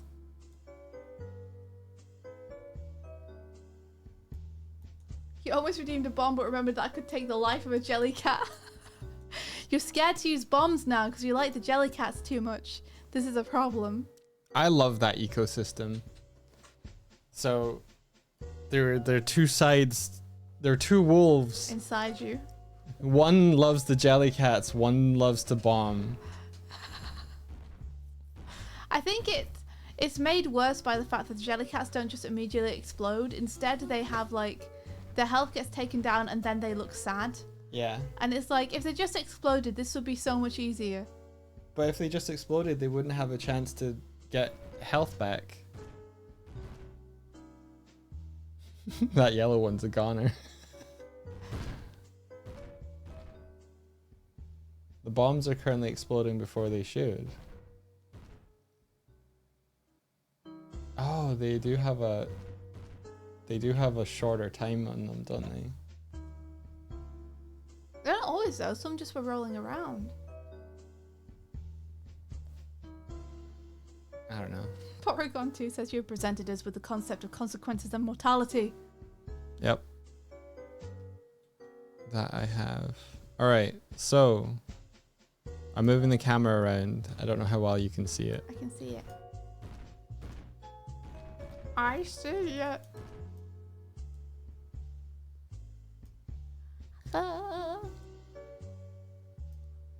So I'm thinking a side shot.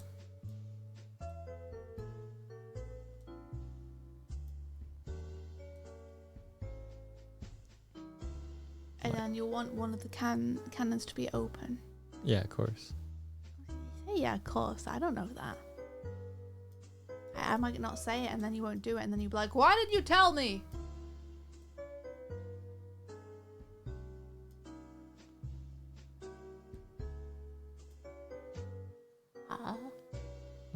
What was that? Little yawn. Okay, so I don't start raid battle. I think it's actually in the battle one.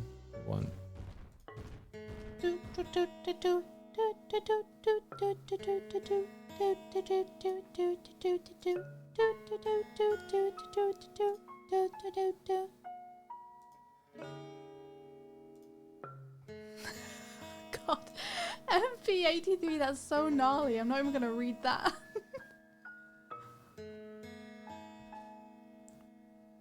Maybe it's toward the end of the opening. Ooh, I'm tired.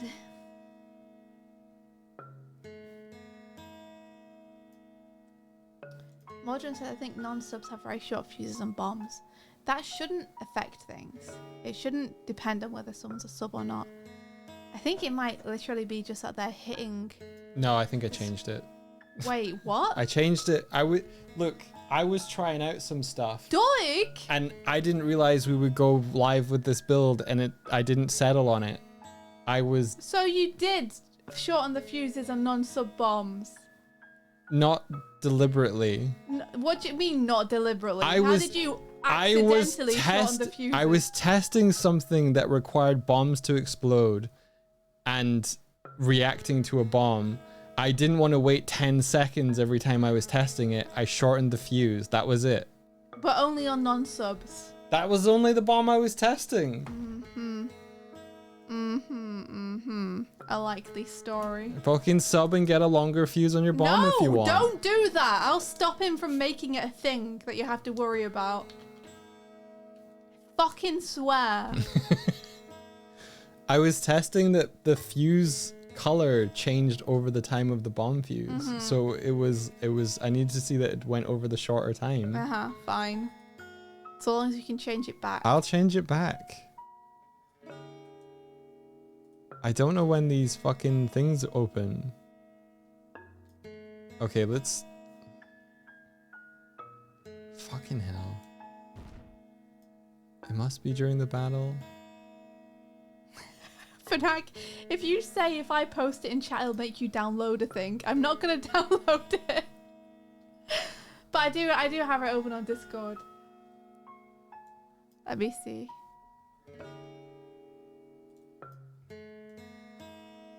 Oh my gosh. Activate It's cute! Cinema Cats. Full boss HP. It's cute, I like it. Open raid cannons.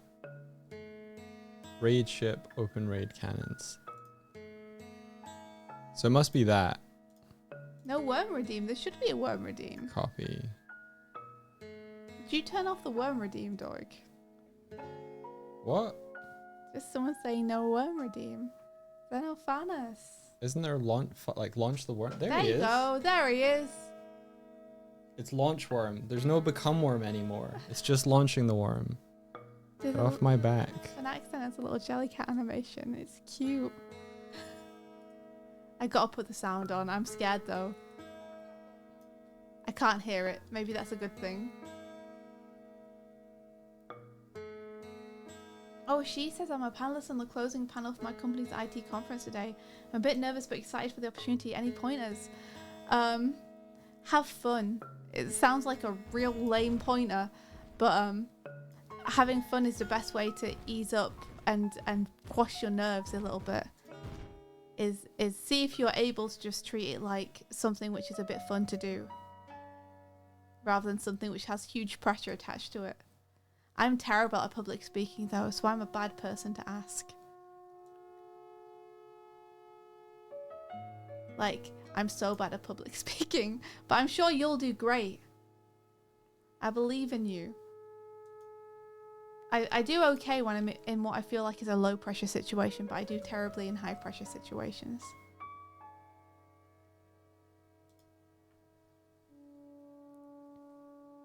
Yeah, I also go mind blank. It's hard. It's tough out here. But it helps when I feel like I'm not under huge pressure. For sure. Yeah. Low stress is good. I'm gonna end up hitting cats while I turn my chair now. With this thing. That's okay. Yeah. That's okay. Sometimes they deserve a little back cushion in pat. the face. It's gonna be real cute though. I might take this off. I'm gonna head off in a sec, Mike, to Oh. get some food. Oh. So if you want to show me anything, I'll get my help with it. Then There you go. what do you think? I don't know why it's scaled so. I don't know why it's suddenly weird. I was like, that's not the framing, is it? No. What the hell?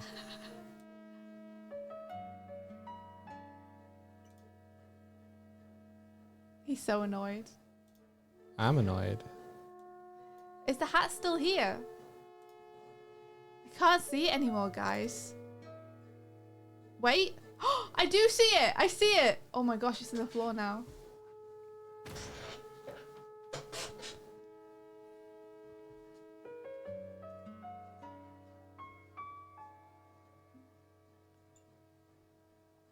Awesome. The only thing that there's a problem with now with that is that the open paw is in front of the captain's face on the captain's shot. Oh dear. But we can fix that. What do you mean, oh dear? It looks awesome the rest of the time. Don't you think? Are you not happy with it? Maybe we can open up like the right side and have a camera shot on the right side rather than the I don't know. Yeah, no, it makes sense for their cameramen to be facing right to left. Yeah.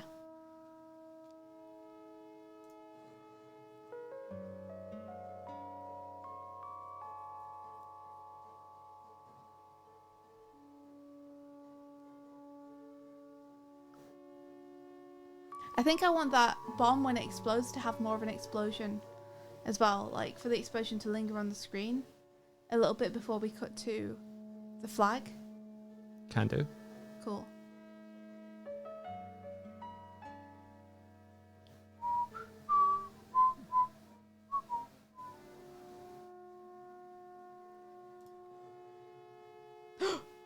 Disappeared. They're firing immediately. Why are they doing that? I suppose it's fine. Yeah, it's fine. It's actually kind of fun. Did you do it? Do what? What I suggested. I couldn't tell if that was changed or not. What did you suggest? Holding on the bomb? No, I haven't done that yet. Okay.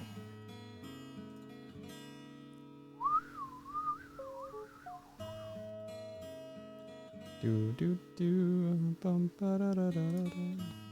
I feel like you're trying to do a little bit of a slow-mo thing when the bomb hits. Because you slow down everything when the bomb is coming towards the deck. Maybe. Okay. I think I had at one point the idea that it would kind of slow down, but I don't know if I'm just animating it coming down slow motion or whether it is actually making things slow motion. Well, you're gonna have to decide. So that we know what to change to make it like work.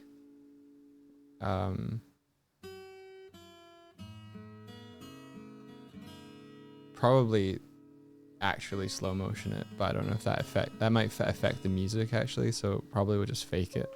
Yeah. Unless you want it, it could affect the music. That'd be like. Can we see that shot?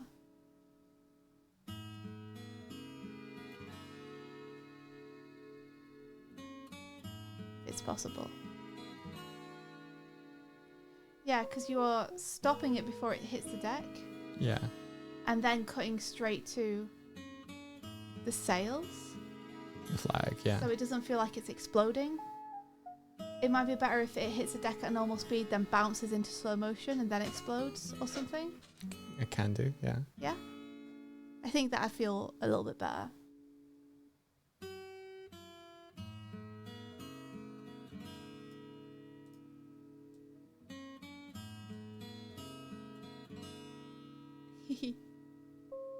I love the little jelly cat animation for Knack. It's so cute. Pentarub, why? Huh? Pentarub put like a massive part of a worm. Just the middle segment of a worm. The least context emo ever. So they introduced this like large emote thing in chat, and I didn't think it would appeal to anyone as much as I've seen it. Like, people have been using it in our chat. I didn't think it was going to be anything. Did I put sound on? I can't. It's like I'm streaming right now, so I do have the sound turned on, but it's not playing for some reason. I think I need to like make sure my stream settings or my sound settings are back to normal before I'll be able to hear it properly. But it's all at the minute hooked up to like the stream stuff, so I don't know where it's playing, but it didn't seem to play when I hit play. I'm excited to hear it though.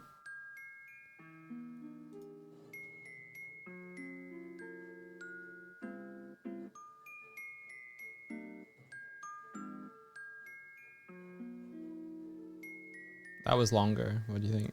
I like it longer, but I kind of feel like the explosion should take over the whole screen. Do you want screen wipe? Do you want to, rather than doing it with a particle effect, like animate the explosion, or is that too much?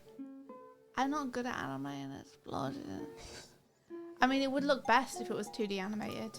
Yeah. I got to admit. Maybe I could just angle the explosion so it doesn't feel like it does. So it doesn't feel like it cuts off. Yeah. Mm-hmm. Deploy the dumpies. Oh my gosh, the huge dumpy party. It looks incredible. It's incredible in here. Dog face zoom, bomb camera, explode main bomb. Dum ba ba da ba do do. So there must be something on raid happening that knows what the main bomb is. Alright, you dumpers. I'm gonna go and get some food because I've got to teach someone some animation sometime soon. Oh, and you'll need to be through here for that. So we should just call the stream then. Well, I was gonna give you a few more minutes if you wanted to do your thing. Nah, it's alright. You sure? Yeah. Okay. In that case, let's raid somebody. Close strong. You get to pick who we Close raid. strong. Yeah. I get to pick. Yeah. It's just because you don't want to make a decision. I know you. You don't know me. I know you. You don't know me. You don't know me at all.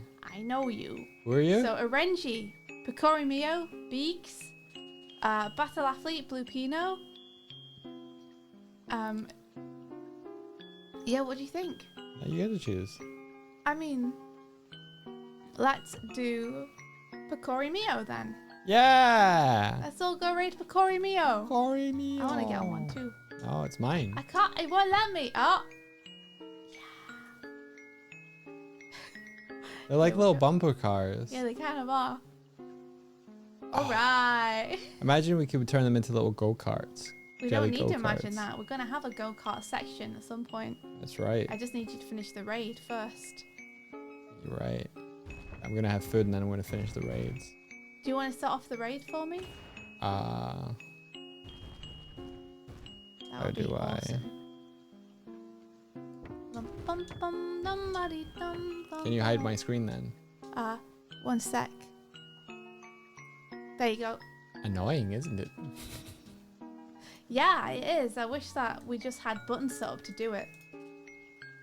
But sadly, we don't seem to.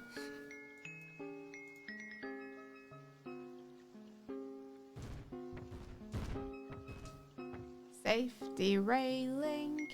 Oh! Oh my god, Fusar, you have amazing. Thank you.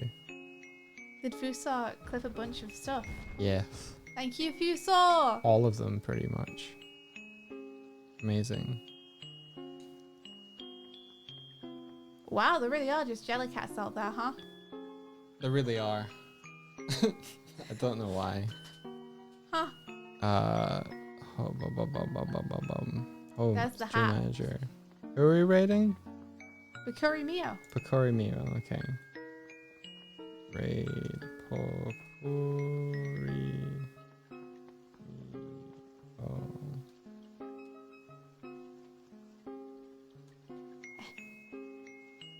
Yeah.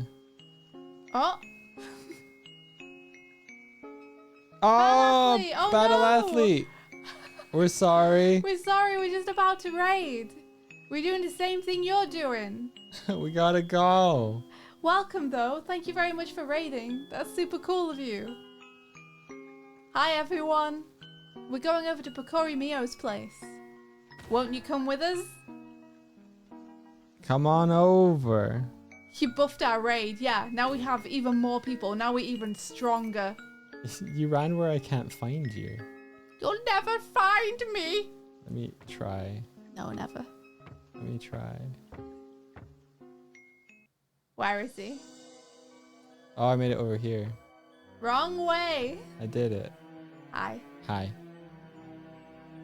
Well, we'll see you guys tomorrow.